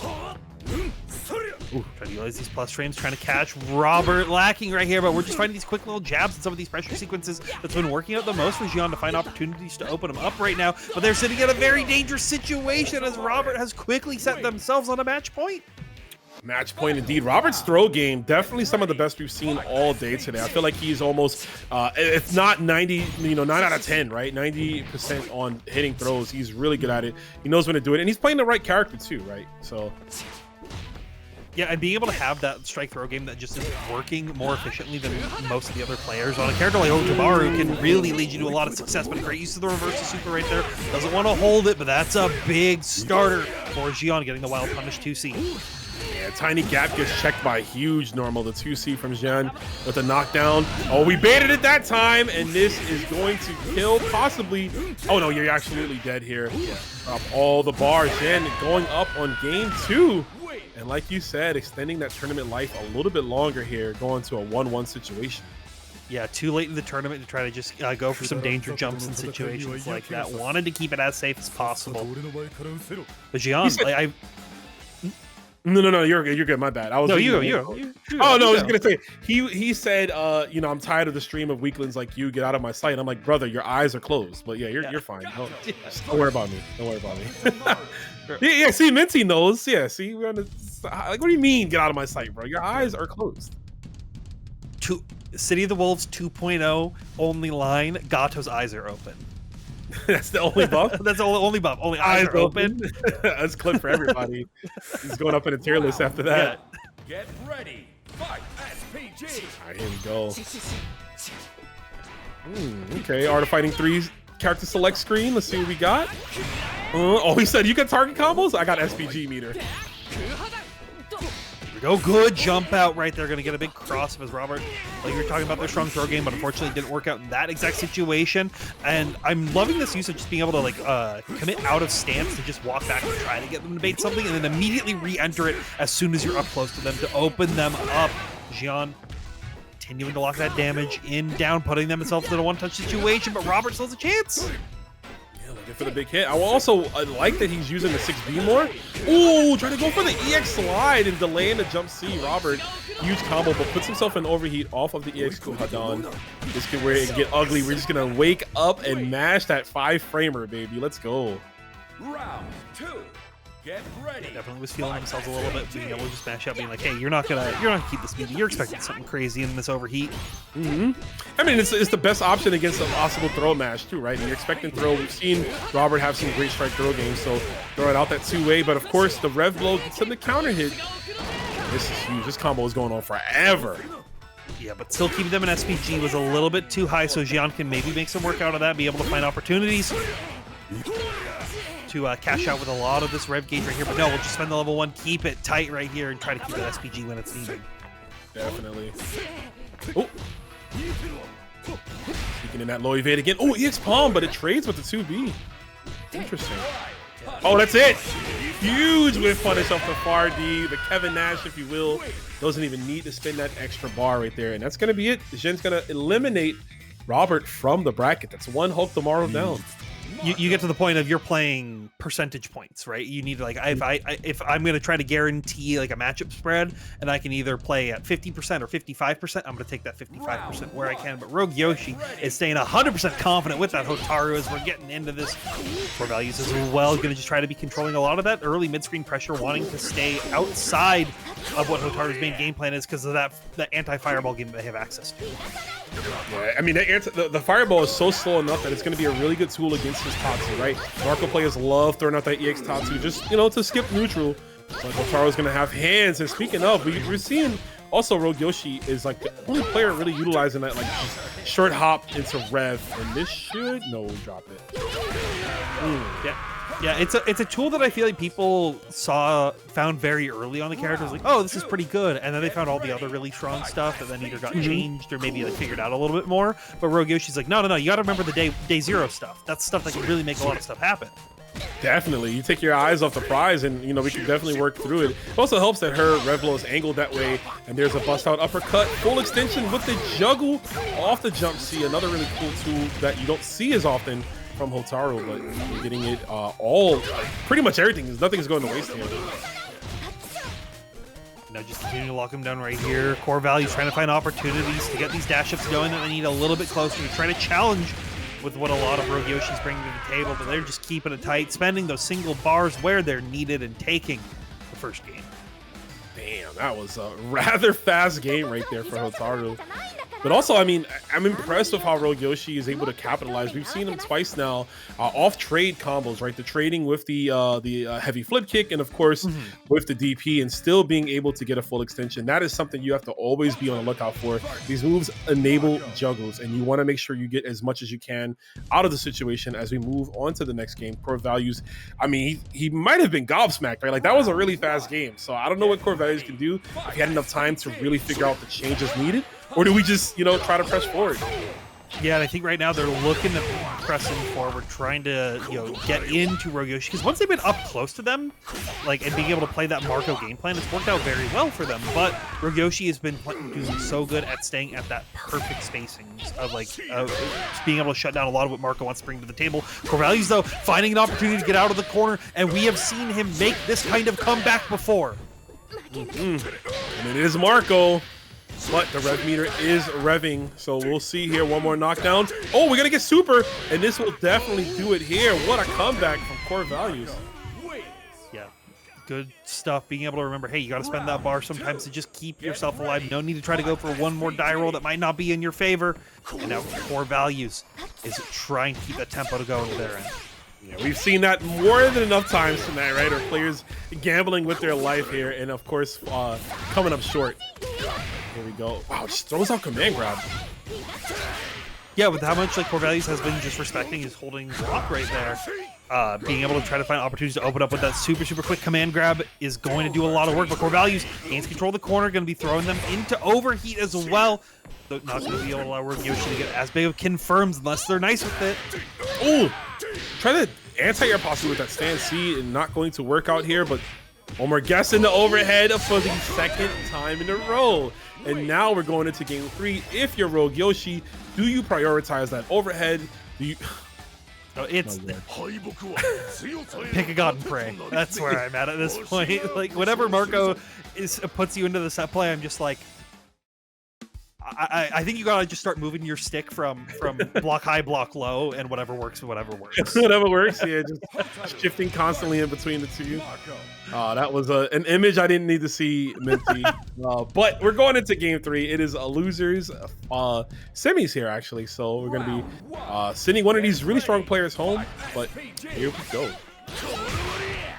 There we go, utilizing the air SPG to be able to play a little bit of an anti-fireball game on their own.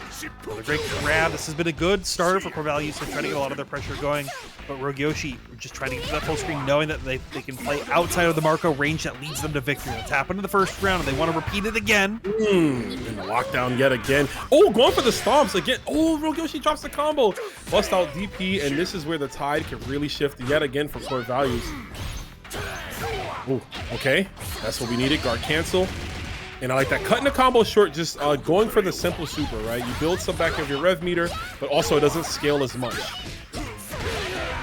Good scramble going into rogueyoshi's favor right there. Wasn't able to finish their plate, unfortunately, with just the weird like timing on that routing, but able to recognize that, hey, CoreValues is going to want to try to press out of this. Let me catch it. And there we go, once again, walking back away from the EX top, so that has been working so well for rogueyoshi. CoreValues thinking like, hey, maybe I can bring it out, but they're playing one step ahead. Yeah, he's expecting rogueyoshi to advance, and like rogueyoshi has not shown that really at all until you're in these close situations like these close quarters. But really, they've been backing out, and there's a Tatsu finally. Uh-oh, we're going low, and that's the conditioning, right? We go low again. Oh, we're beating out EX command grab. rogueyoshi thinks they do fast enough, but it's not enough just yet. CoreValues does find it has to spend all the money in the bank, though, to keep it alive. And so that's rogueyoshi with 200 meter on deck. It's going to be very scary in the early stages. 2 meters and SPG, right? It just runs immediately. See her running through to get the low confirmed, but man, absolute Kyoku Genryu. Wow, look at that. Had the option select there with the EX command grab, and this is A-okay. I agree with this. We revved up so much. We're gonna get our bar, and it's gonna put him at about 50%, but still a super strong position for rogueyoshi. Yeah, and this is where you want to be as rogueyoshi, right? Oh, actually, the screen position is a little unfortunate due to the side swap of how that ender works. You got yourself put into the corner, but it might not matter as you are just revving up to put yourself into a one-touch situation. But this is all that CoreValues needs, and rogueyoshi knew that, found the counterplay that they were looking for, and able to close it out. Why not go for that universal overhead if you know they're going to wake up mash low, right? Like there's so many options you can really go through and cycle through, and I just love that again. But we're moving on to Xian versus Dogor. Dogor looking to keep the streak alive. 2 TNSs in a row, perhaps a third, but they're going to have to go through an international player. Yeah, and they did just get knocked down into losers versus SoSickNASHFAN, right? So they have a little bit of, you know, they want to get that run back. They want to be able to try to show, like, what's boss right here. And they're showing, hey, I understand the Gato matchup. Being able to find these great feints through right here, but Xian not letting the pressure go. Yeah, both players with SPG in the middle position, too. They're expecting to eat those knockdowns early and to dial into it to perhaps use it for the comeback factor. Flash kick. Take me to the hard knocks, baby. We in the gym right now. I was gonna say live or nightmare. Let's say splooge on the wall. What's going on over here? Well, it says SPG in. It says SPG in. No, it's live or nightmare. SPG in. Get ready, Rome.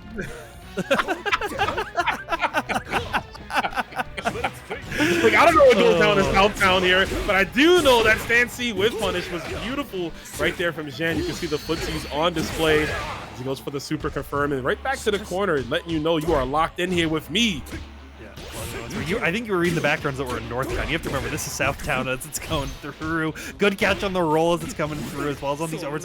Judge always does such a good job in these scramble situations. They just haven't been able to find these hits that lead into a big confirm. And you saw that 2C challenge that they were looking for. Dogor not able to get a big wild punishment we've seen in the past. Ooh, the trade. Literally ramming heads together. Lockdown. Okay, yeah, you know what? Didn't want to get put in overheat, so opting to take some of the last bit of that damage here. And you're going to see a lot of that happen too, I guess, when it gets real late, but still put into overheat, unfortunately. Oh. Ooh, that was big, and that DP not connecting is going to be big for Xian, being able to take that round into their favor. That was looking a little dangerous for them, right? It was very scary right till the very end, but able to find that momentum swing back. Ooh. We dialed in the flash kick there. If we were just going to give the EX tackle, huge combo potential off of the wild punish, but already moving on. Dogor putting Xian into SPG, 2 bars on display for both actually here.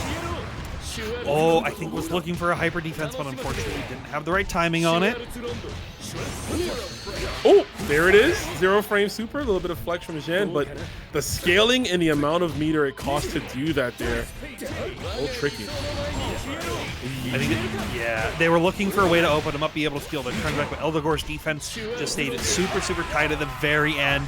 And even Xian knew that, tried to take a gamble, but Dogor kept it safe, taking the first game. Fist fueled by rage cannot move me. Your strike 1,000 times, it won't make a difference. He sometimes sounds like Magneto. I mean, not Magneto, Professor X to me, just a little bit. And I don't know, maybe that's just my my brain. It just gives everybody that voice, but that's how he sounds to me. Anyways, we're moving on to the next thing. No, I see it. I'll let it simmer. I see the vision. I might not agree with it, but I see the vision. Thanks for letting it cook. Even if you don't agree, Tabby, I appreciate you just, you know, just giving me that spot. You know, it means a lot. Yeah, you're definitely in the kitchen. Stove is not on, though. Both these players are trying to cook at the fullest potential right now. Well, blood cook. All right, here we go. Losers quarter, so it is loser side. This is to get into top 4. Huge right here, though, from Xian. Good confirm.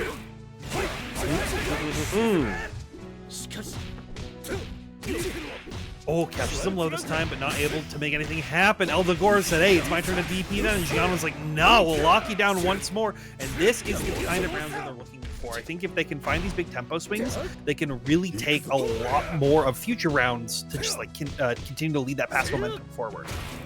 Definitely. I mean, we were rocking right there to the flash kick, literally rocked us, but yeah, still not over it in this case here. Oh, try to backdash to maybe bait it and get a whiff punish, but of course too damn fast. Another throw attempt, and easily Dogor getting this incremental damage, starting to stack up mostly, and there's the overheat. We are full court press right now, and this is actually gonna get us the dub after that incredibly hot start there from Xian, but Dogor with the perseverance. And the music, it's so somber. What's happening? Round 2. Get ready. Fight. All right, keeping it going. Dogor, oh, what a fast track here to try to come back here. Oh, that's huge here. And there we go, being able to spend the meter out for that big damage confirm right there. I think they really just want to try to keep these life bars down as quickly as possible, as we've seen them have the most success in these big scramble situations. Double orb. Hesitation overhead, but great defense though from Xian, extending his life even more, but Dogor looking for that one solid confirm to do it here. Just gonna pepper in some fireballs. Balls in your court, you gotta jump in or just eat this full confirm, and this should do. If it won't do it, it'll definitely put you in a next game situation, but obviously I don't think it kills. I think it's gonna put him at like a one-touch situation.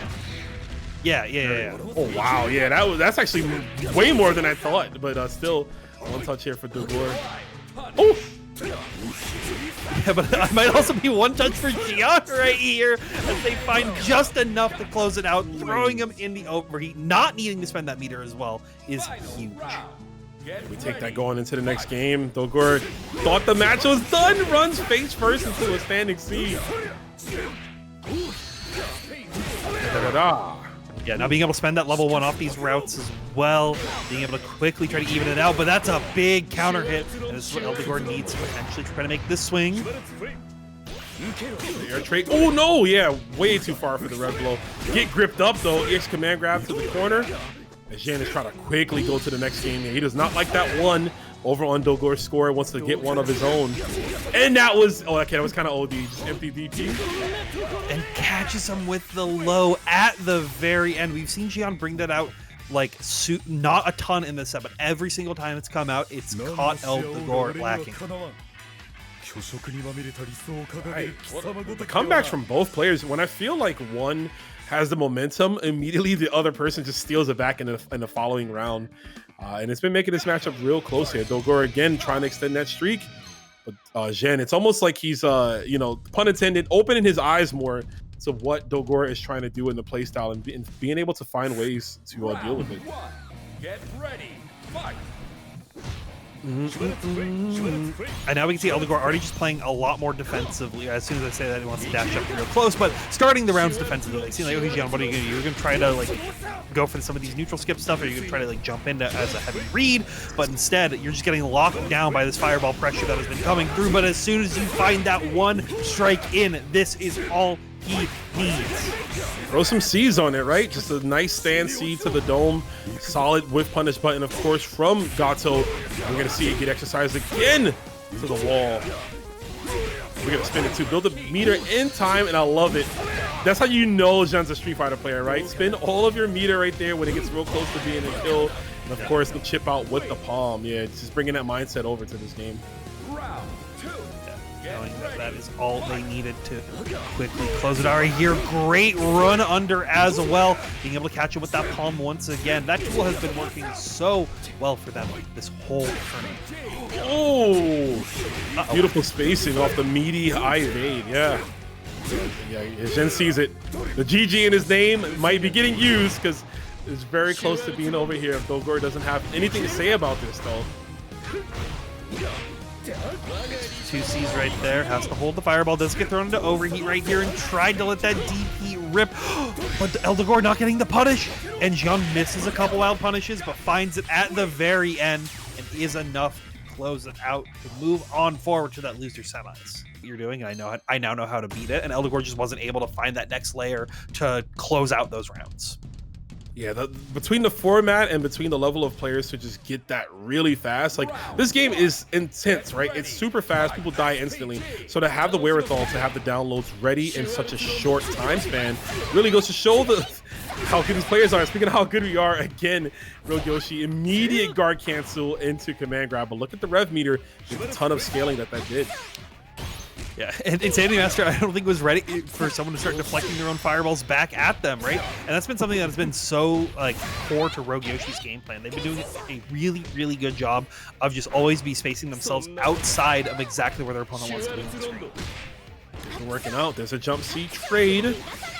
Oh, there's that fireball. Yeah, we don't talk enough about how strong her fireball is. Toe touch, try to check the dash and get the trade. And again, Rogue Yoshi, like you said, super evasive in his style. Always at like the tippy top of the fingertips there with the jump C, as you can see. Ooh. Oh, could you see the guard cancel rev blow right there, even in the air when you're seeing Insanity Master try to lock them down on angles that they might not be as prepared for, but Insanity Master getting their own JDs of their own. Expert play, challenge, but again, not ready to convert. And we're seeing Rogue Yoshi almost like a jammer. A lot of the players he plays, he's like forcing bad moves out of them, and it's clearly working out here as we go into the hidden gear. Of course, get your back blown and destroyed.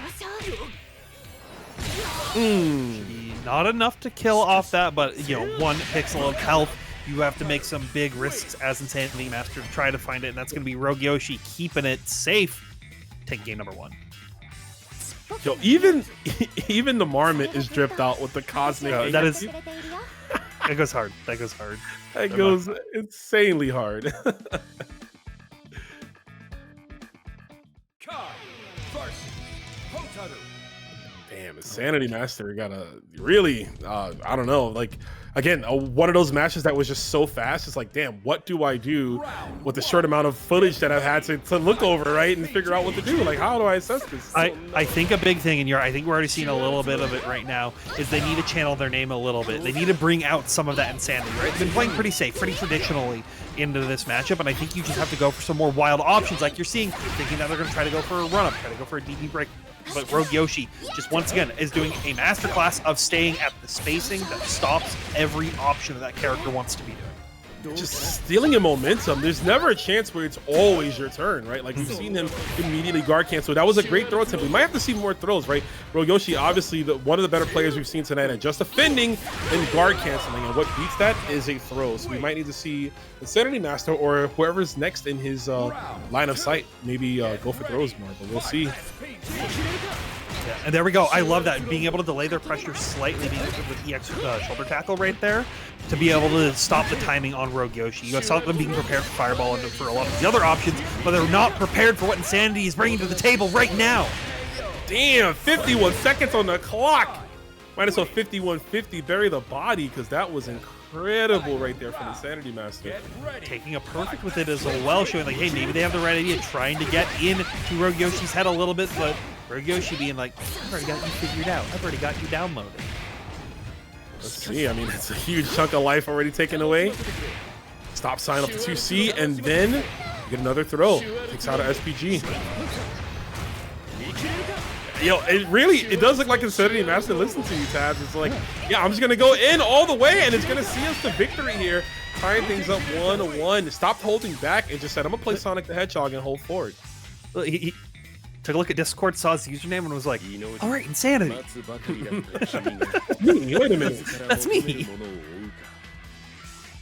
Yeah, I really like these changes, right? Being able to just like force them, because Rogue Yoshi, we've been saying time and time again, has been like, I'm just going to stand exactly outside of where you want to press buttons and just try to whiff punish you. But if you're like, I'm just going to hold forward. What are you going to do about it? You can try to space yourself out, but you're either going to have to hold this or you're going to have to hold this in the corner. Pick your poison. Here it is. And you don't want to drown from that poison, so... But again, Rogue Yoshi, just the guard cancels are so clean from him. He's almost always looking for them. I think she could have got an uppercut right there. I feel like it was enough, like, late enough off that EX Fireball. But playing it safe. Yeah, you don't want to be too risky with it, especially in these high-stakes portions of the tournament where you're now even fighting for part of that prize pool. Exclamation mark match Reno if you donate if you're interested. Oh, big overheat right here. This is going to be very, very scary after this post-super situation. Yo, one for the side switch. Another tool that you don't see often, but Gato and Hotaru both have like almost like a Persona S side switch where they can switch in the air and make their normals cross up. And Rogue Yoshi, again, like leaving no parts of Hotaru the waist, getting all of the mileage out of her tool set.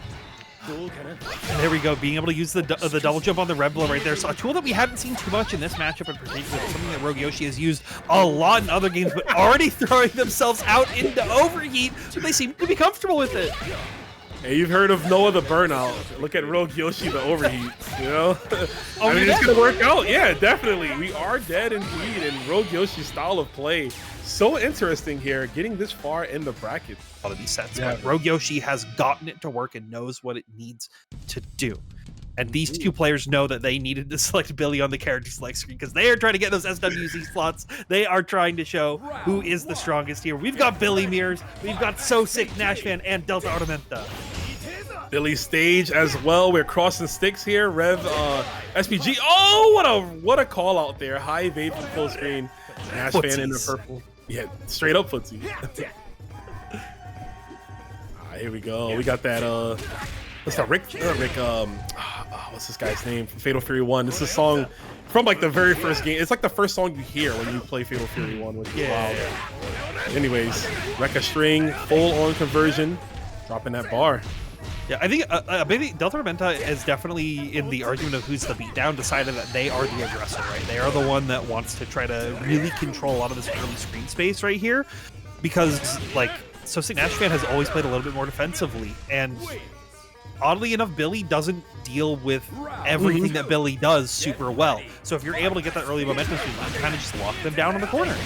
Definitely. I think it's one of those like mirror matches. Like, you know, people like to say, oh, some mirror matches can be a bad matchup. And I think that's the case here. I think especially once Billy gets the life lead, makes it so hard for the other one to try to close the distance. And as we're seeing right here, Delta is just clean with it. The full length, the meaty stand B, gets the stand B, of course, into the fake confirm. Sweaty as hell with the super at the end. We're not even done yet. You're easy baked oven. Yeah. A quick first game into DELTARMENTA. This is winners finals. This is 3 out of 5. We got a little bit time to think, a little bit time to marinate in this match. But I am curious. Does SoSickNASHFAN swap off? I know Hokutomaru is not traditionally the matchup you want to be picking into Billy, right? It was I think a big reason people started playing that character. But I don't know, just the dominance that DELTARMENTA had in the early stages of that first game would have me shaking in my purple boots.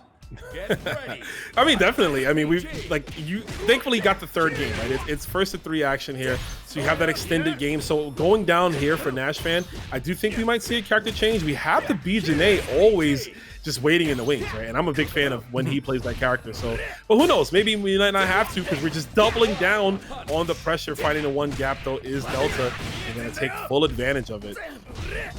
Yeah, we saw the tide start to try to go into NASHFAN's favor, but DELTARMENTA finds the one opportunity they need. But as soon as that comes, SoSickNASHFAN going for these zero guards, knowing that they just need these knockdowns, because DELTARMENTA loves to press that level 1 super as a reversal, and we're ready for it, but not able to kill just yet.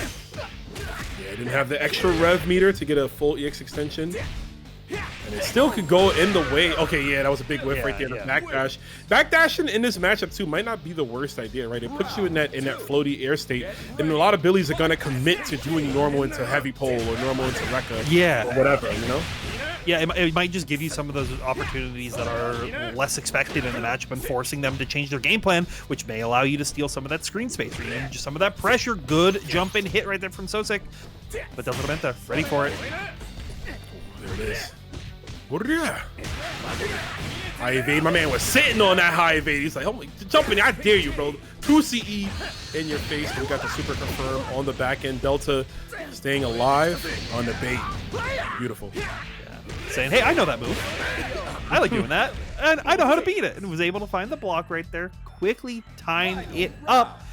Let's see if NASHFAN can find the tempo swing to go to the favor, but you already see them playing a lot more defensive, knowing like just come at me. I'm ready for it. Finds the anti-air, finds the big confirm right here.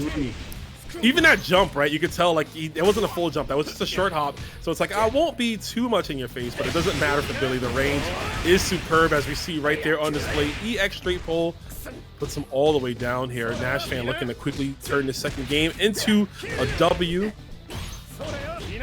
Wasn't ready to spin EX right there. But we'll lock him up quickly with one more short confirm with a perfect to tie it up.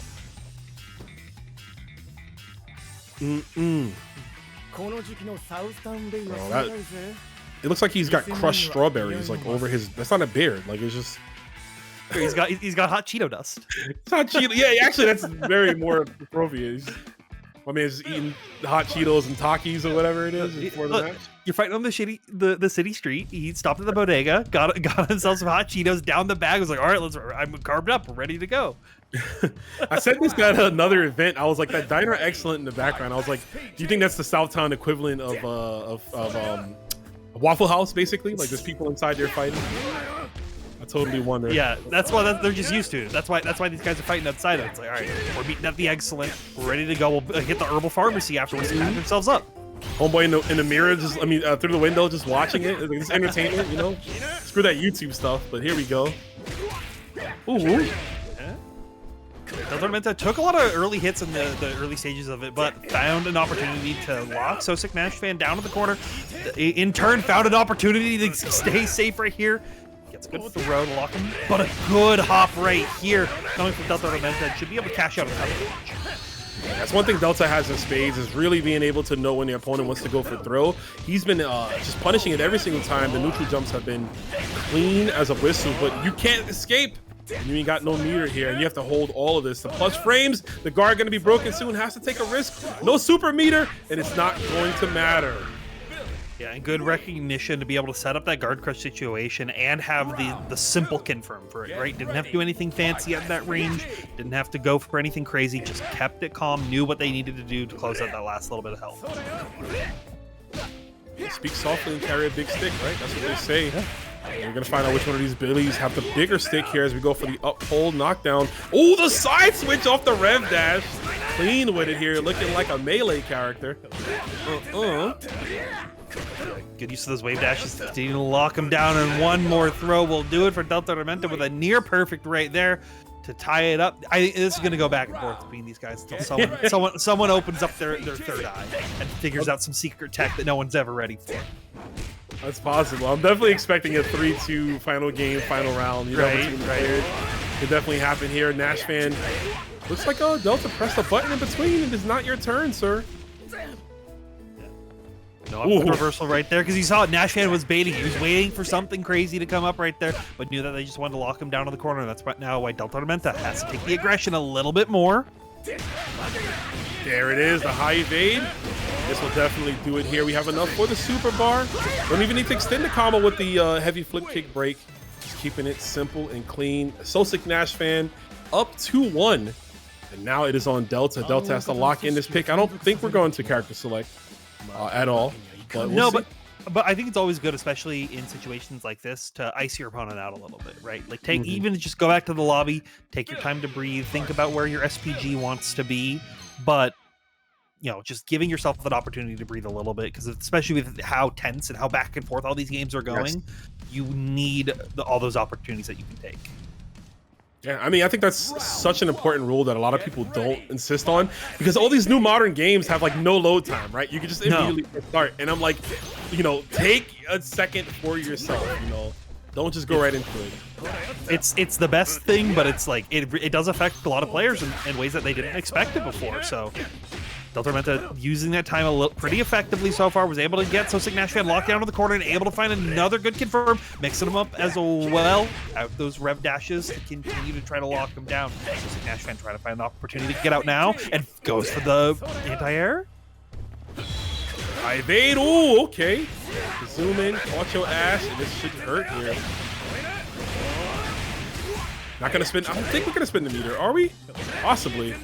That's so much. I mean, even with this. Oh, no, never mind. That was gonna kill. Even with the scaling, still managed to work it out there.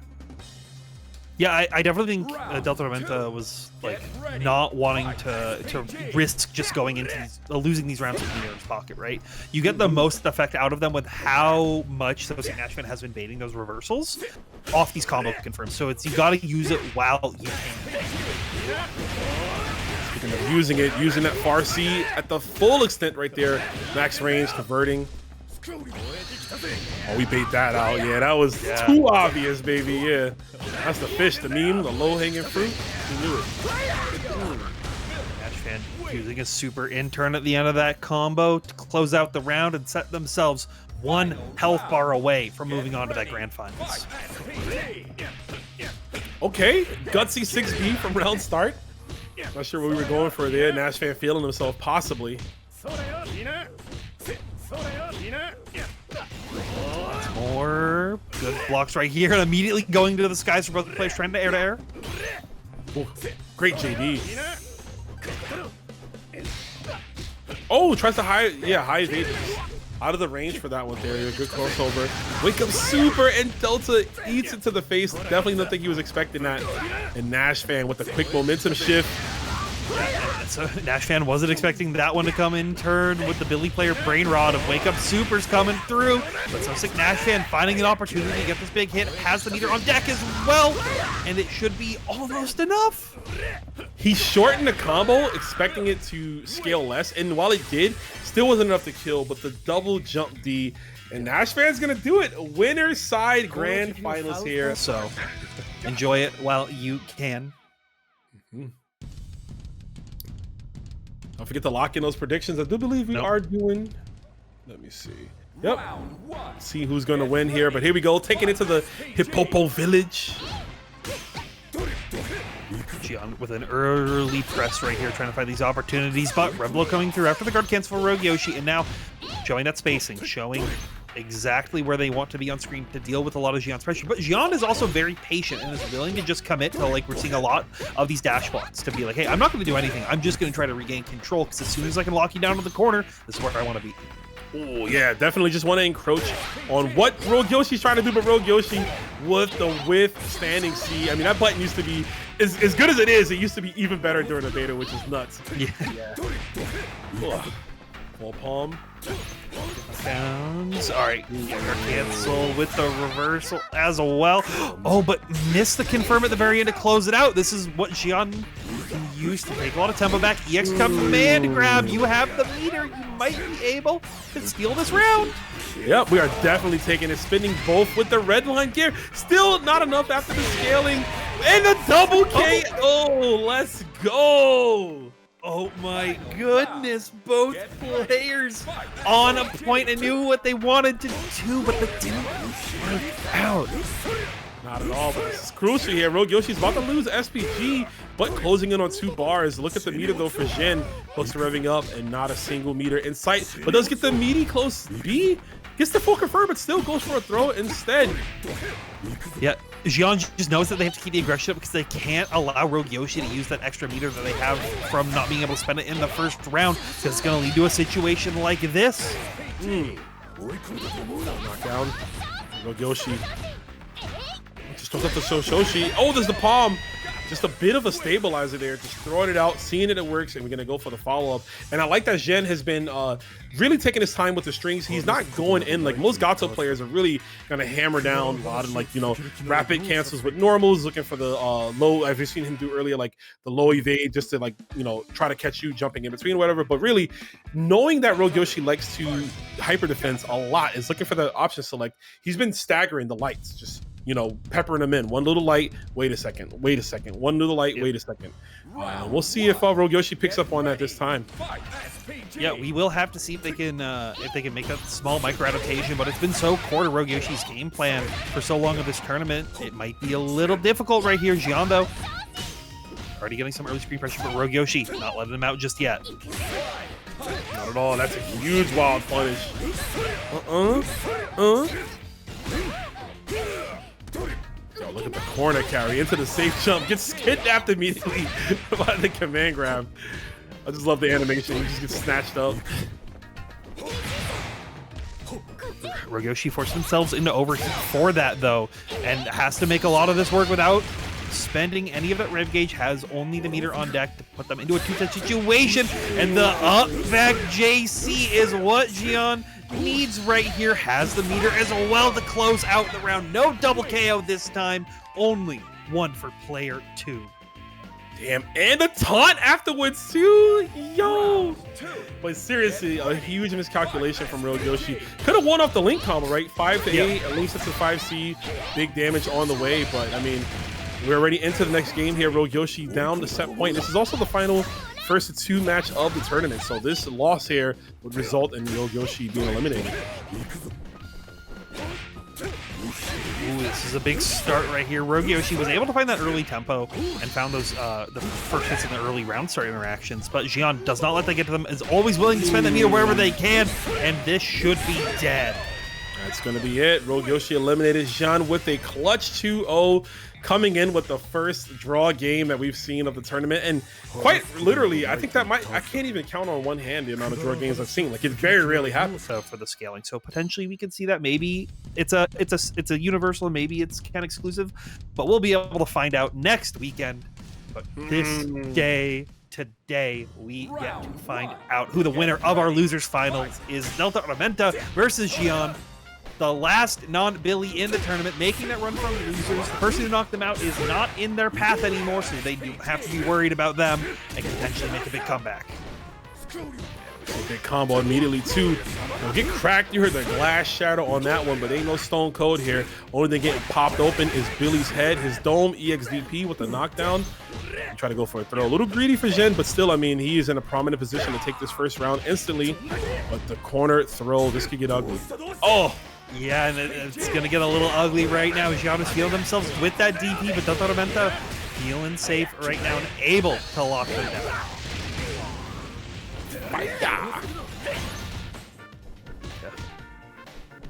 Love using those rev dashes right there. Just close that gap very quickly. Xian finds the hit, but did have to force themselves into overheat, so has to spend that level 1 to close it out right here. But able to steal that round back. Super clutch. I mean, he recognized at the end, like, oh snap, I lost my overheat. Like, I'm in overheat now.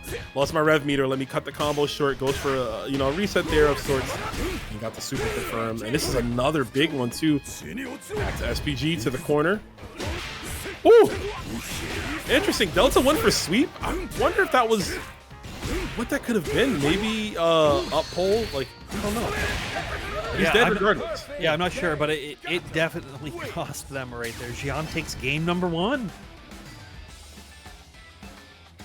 Damn, that was clean. Yeah. Look, he's feeling himself. It's the losers run power up, right? You got through that set versus rogueyoshi where you had. I feel like Xian had to work very hard of finding the right particular paths to deal with a lot of what rogueyoshi was bringing to the table, and was able to successfully find them, but now able to use that momentum, like, okay, I've got this, I know what I'm doing, I'm in that flow state, and then popping that over into a Billy matchup is going to be very, very beneficial to have that pendulum slightly swing into your favor. Definitely. You don't have to deal with the reversal, right? You don't have to deal with the explosive close normals of Hotaru, right? So you have this kind of pressure here. Billy, while his normals are great, he's got quite a bit of wind up on him, right? That stance C obviously is going to lose in a lot of cases to Gato just because of the range and the precision, as we saw right there. They're close. Going in. Whew. Yeah, that's another thing. Is like once Gato has you locked down on the corner, you have to start taking some gambles, and Xian is doing a very good job at trying to load those dice into their favor, but DELTARMENTA finds a great hit out, able to reset to the mid screen a little bit, but Xian utilizing that 6B to find a big hit right here, and should be enough for the super confirm to take the round.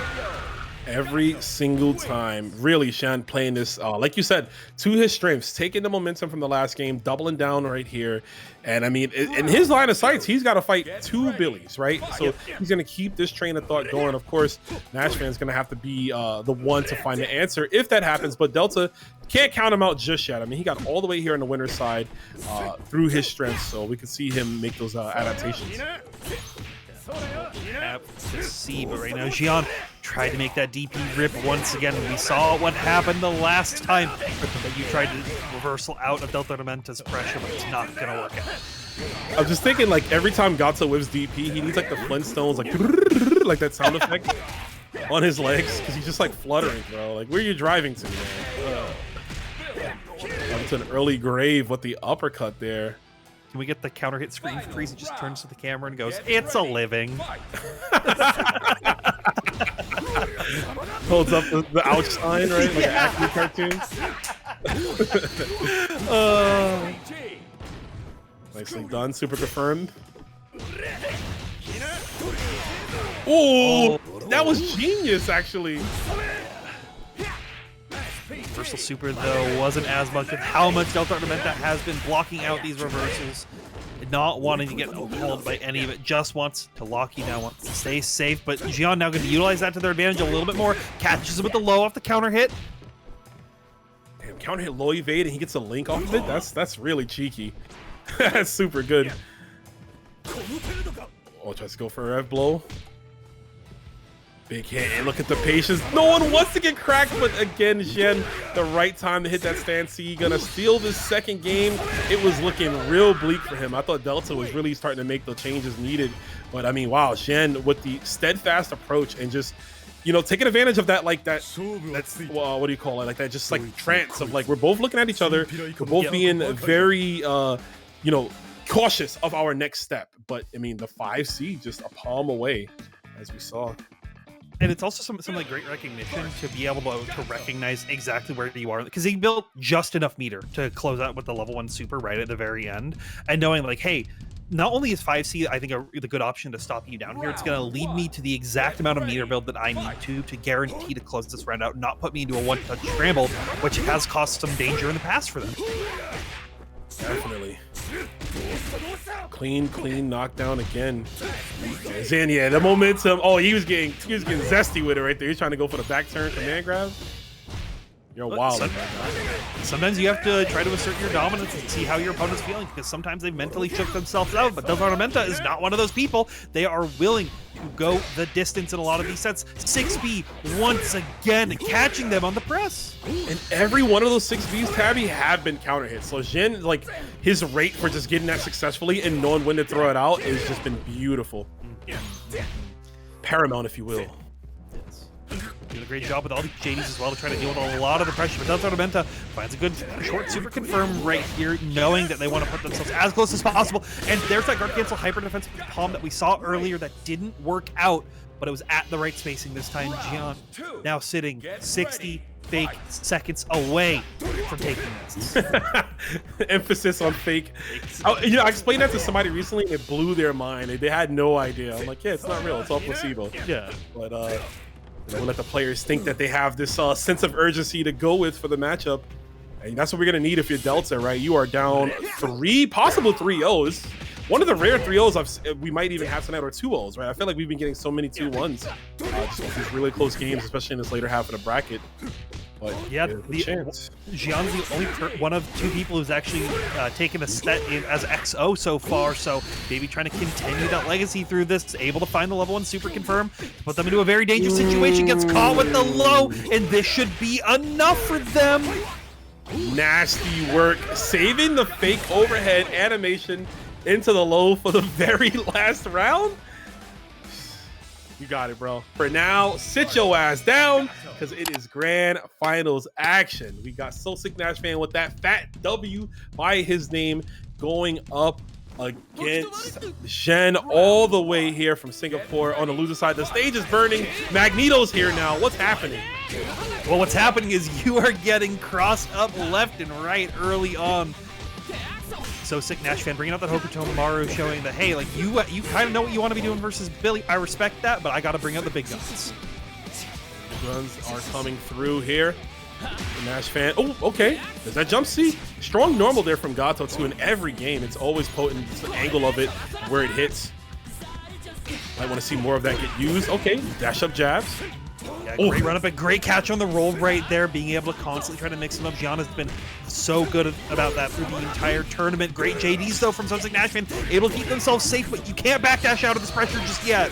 Ooh, high evade, crush the super. I don't think I've ever seen that. Xian really taken to this character strength. That is, whoa, we might have to go to training mode on that one. Mom, get the camera. Mom, get the camera. Oh my god. That's that secret, like, national tech you were talking about, right? Maybe saving it for Evo Gen, giving us a sneak test of it right now. Holy hell. Luck again, once again, utilizing the advantage right there off the spacing to get a big wild punish. This is what Xian needs. They need these big momentum swings early on, because they have a hill to climb sitting on that loser side for the bracket. But that's a big wild punish for SoSickNASHFAN. So sick indeed. Goes for the knockdown here. I mean, he's gonna have to slow things down. The strike throw really gonna come into case here. Using that 4-frame close A too, just to try to bait anything out from you. Kunai. And NASHFAN really, yeah, slowing down the pacing of things. And Nash, that's UC. Yep. And that's that advantage, right? Like, we've talked about how SoSickNASHFAN is such a defensive player in a lot of situations. Oh, that didn't kill. Oh, no. I was ready to go into tangents right here, but SoSickNASHFAN still has to find a way to close this out. And we've seen Xian steal these rounds, but that won't happen today. Literally his last chance, too, right? Because that put him in overheat. The EX Kunai, just cutting Xian's head off real quick. Round start EX Kunai again, this time successful. What a call out.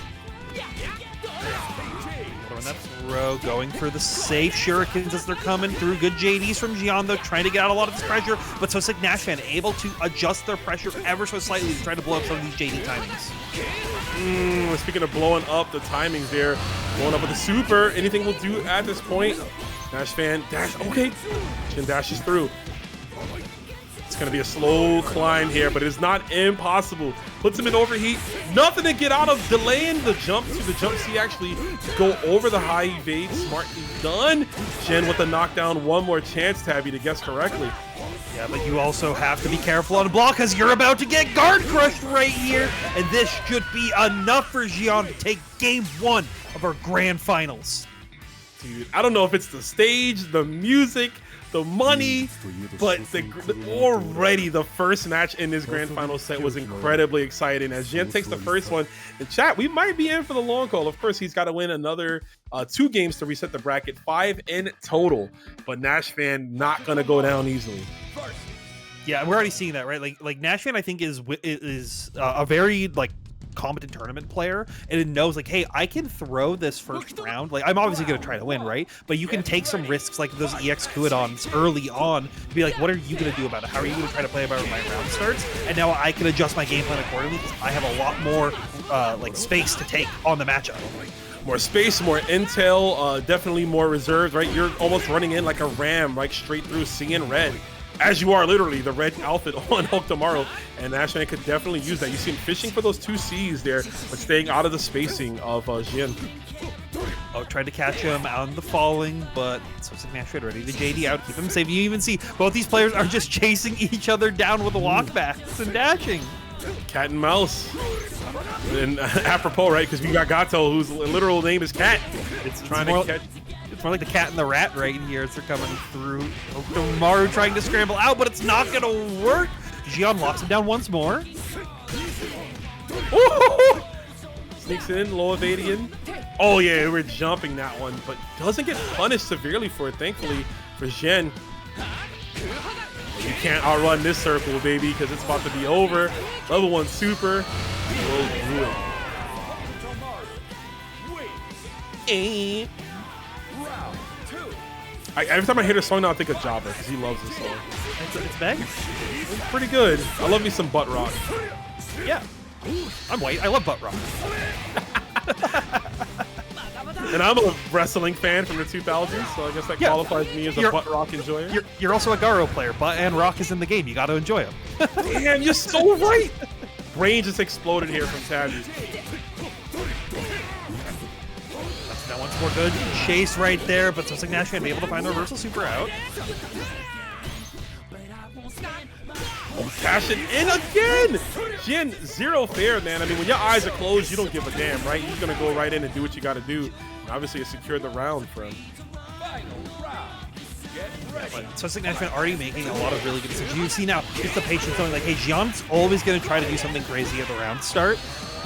Because they know that they need to gain control of tempo super early. So I'm just going to start playing very patient and trying to react accordingly to challenge them.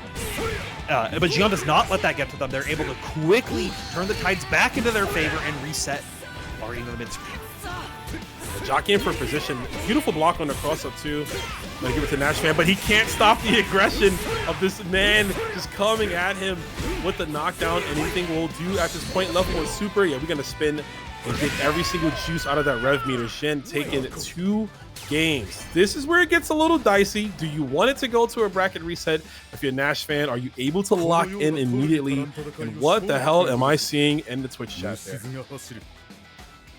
What happens when you mention butt rock? Okay. There's nothing to say to that. Nothing to say. But I will say this, NASHFAN is going to stay with Hokutomaru. No Billy at all. Maybe we'll see Billy if there's a reset, perhaps. But at this moment, he has to stay on Hokutomaru to win this tournament from this match. And once more, Rev Blow gonna be connecting. Finally coming out from SoSickNASHFAN. Something we had seen in previous sets, but they hadn't brought out in this one just yet because I wanted to be able to be a little more careful with that Rev gauge. Now forcing themselves in the overheat, and they still have a little bit of time to go. There's a throw, Needy Kunai. Challenge. I think we were expecting another throw possibly, but NASHFAN just able to stabilize, and this is what you need. I mean, literally, the place is on fire, right? But you gotta be the person, the dog, if you will. It's like, this is okay. We can make this comeback. Look, sometimes you gotta be the dog, and sometimes you have to be the cat, because Xian's using that Gato to full effect right now. Meow. Knockdown. Yeah, it's late. You know what time it is. Ooh, the pressure, though. Not even a rev guard to try to push him out. Hey, thank you, NASHFAN. Appreciate it. Oh. 6B not connecting right there, and even NASHFAN got the JD on it, but wasn't able to find anything big to stop the pressure afterwards. Xian quickly retying it back up, but these Rev Blow counter hits have been huge for NASHFAN so far in this game. They've been working out. We got all the notifications there. Guard cancel, counter hit, Rev Blow. And now we're getting the hidden gear. My man got the best of both worlds, learned from Mai and Andy. He came out better than both of them, so I think it worked out. Holding up forward right there. Xian ready to try to match the air-to-air for some more delays that potentially could have came through. Oh. Massive here. I mean, Jin's probably gonna save it. One more guess correctly. What can we do? Does he go for the fake high low? He went for it, but NASHFAN with the defense. Oh, but NASHFAN trying to challenge, not able to confirm out the wild punish, but EX grab finally coming out. Xian should have enough to close it right here to bring us into a quick 3-0 into a bracket reset. There's a reset, folks. Now what happens? Now I'm wondering, does NASHFAN stick to the game plan, right? Do we no, immediately back down? Yo, I never seen somebody leave the setup that fast, bro.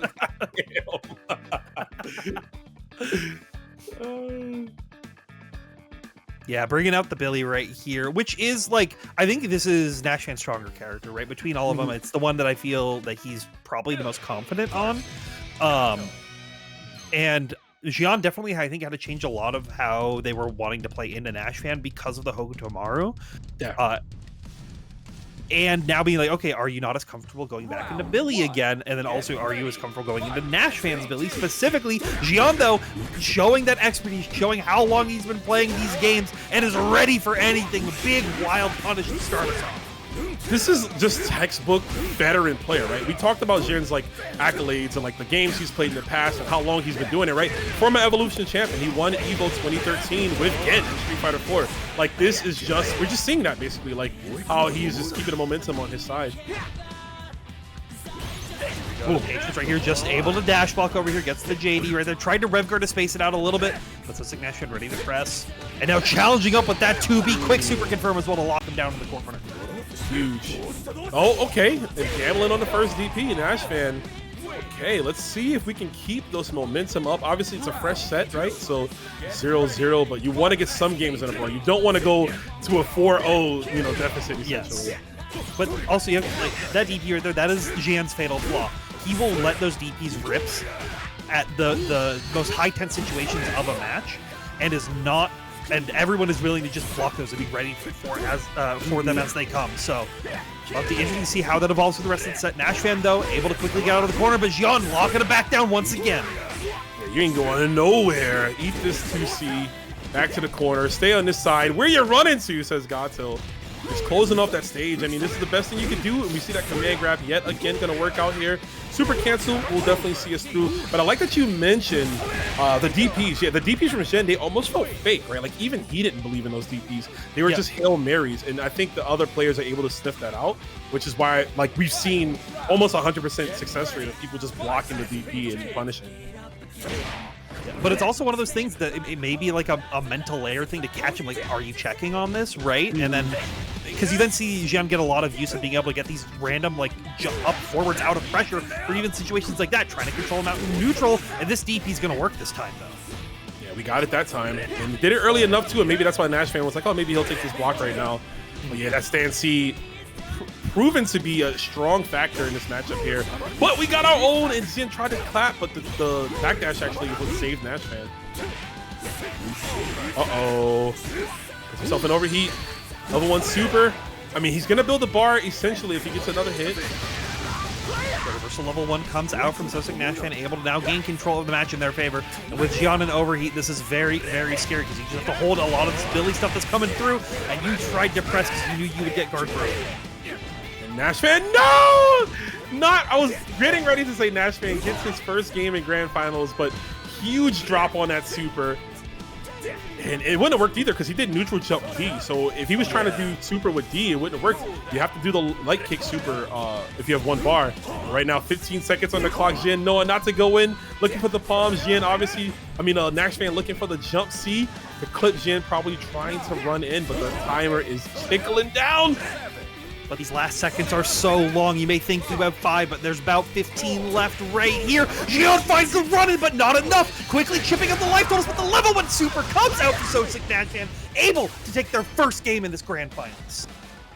I wish we could see the inputs, because I know both players was churning that quarter circle like there was no tomorrow. But of course, NASHFAN working out for him, gets the super, and of course the first game for him in his Grand Final set. So as scrambly and as wild as that got, definitely got to take a deep breath here as we go into game 2.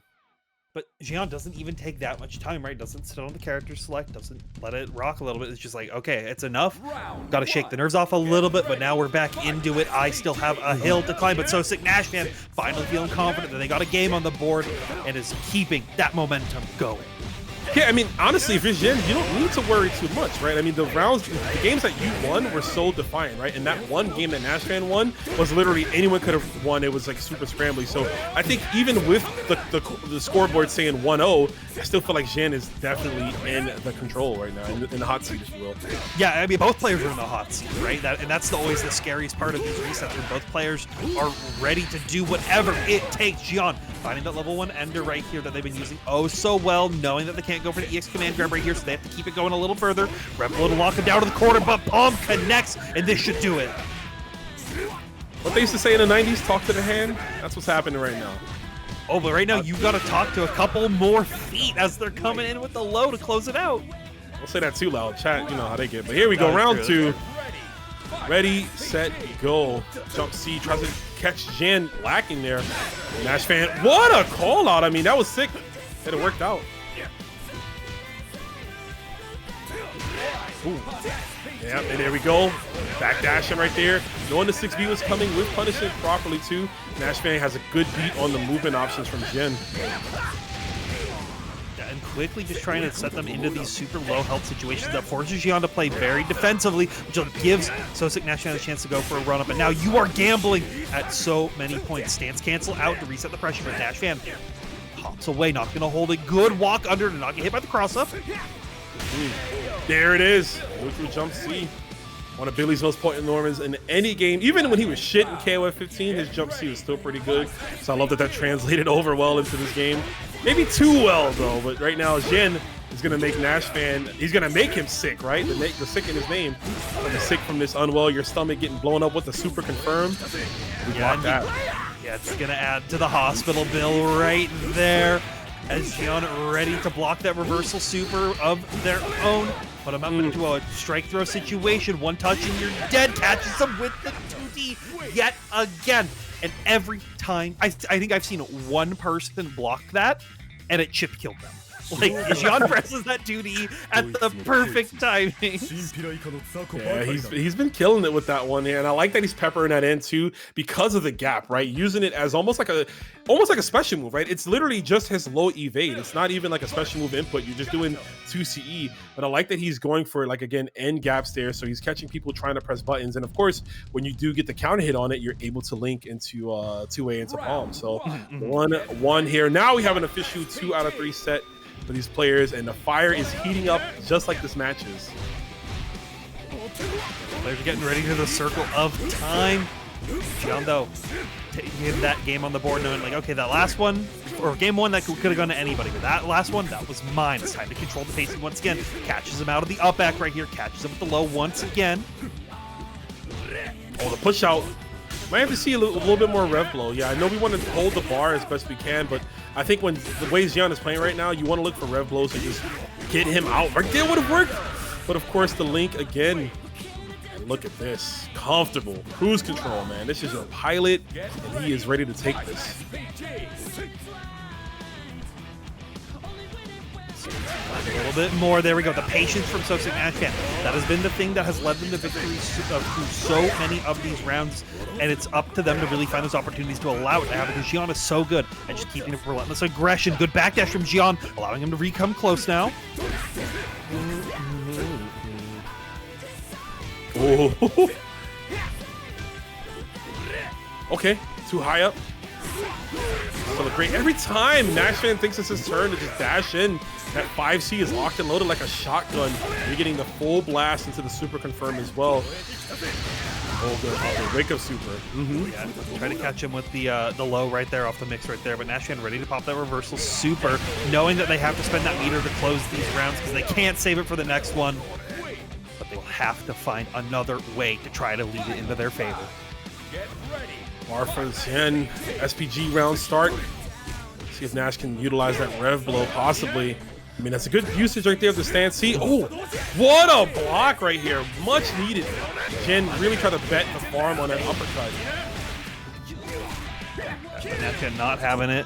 Able to lock him down. Doesn't catch him with the rolls, but able to still lock him down to the corner.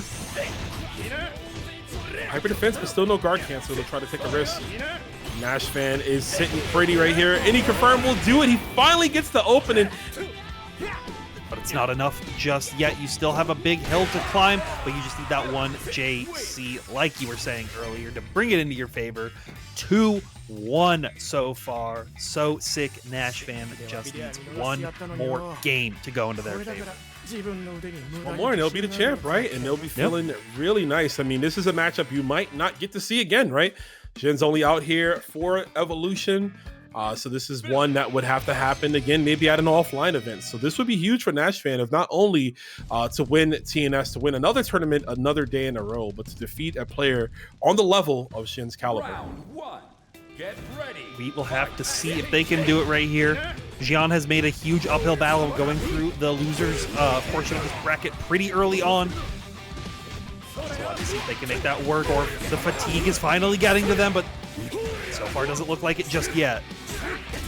Not quite yet, but we got the knockdown. Hi, hi, hi, hi, hi.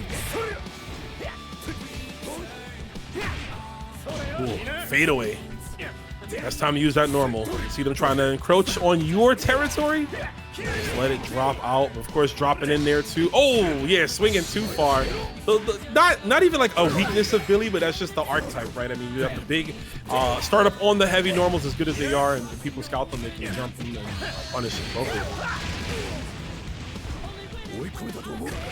Super out, catches him with the overhead this time. We haven't seen it be brought out too much, but you're now put back in that scramble situation once more. Xian had the health advantage to take that trade, though, and is keeping the dream alive.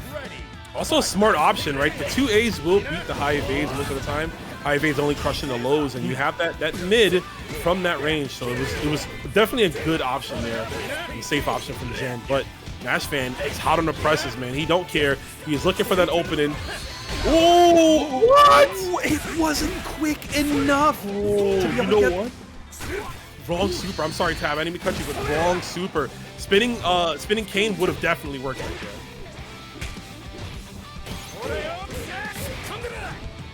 Unfortunate for NASHFAN to go for that option right there. Had the right idea, but it just wasn't the right button to press, which is oh so unfortunate. Xian, though, not able to take that to a ton of momentum right here. Had a good hit to lead to a big health lead, but they needed to reset the neutral to find that last jump, and just like this, to quickly tie it back 2-2.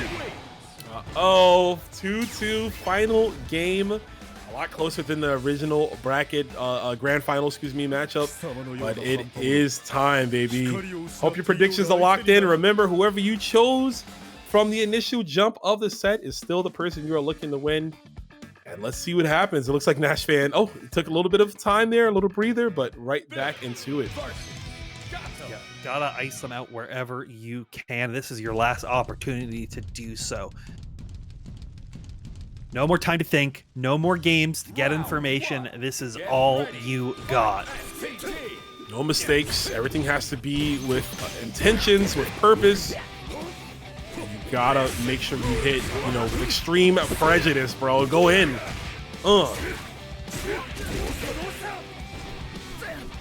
once more. Try to catch him. Close D, not going to get a ton. Hyper defense.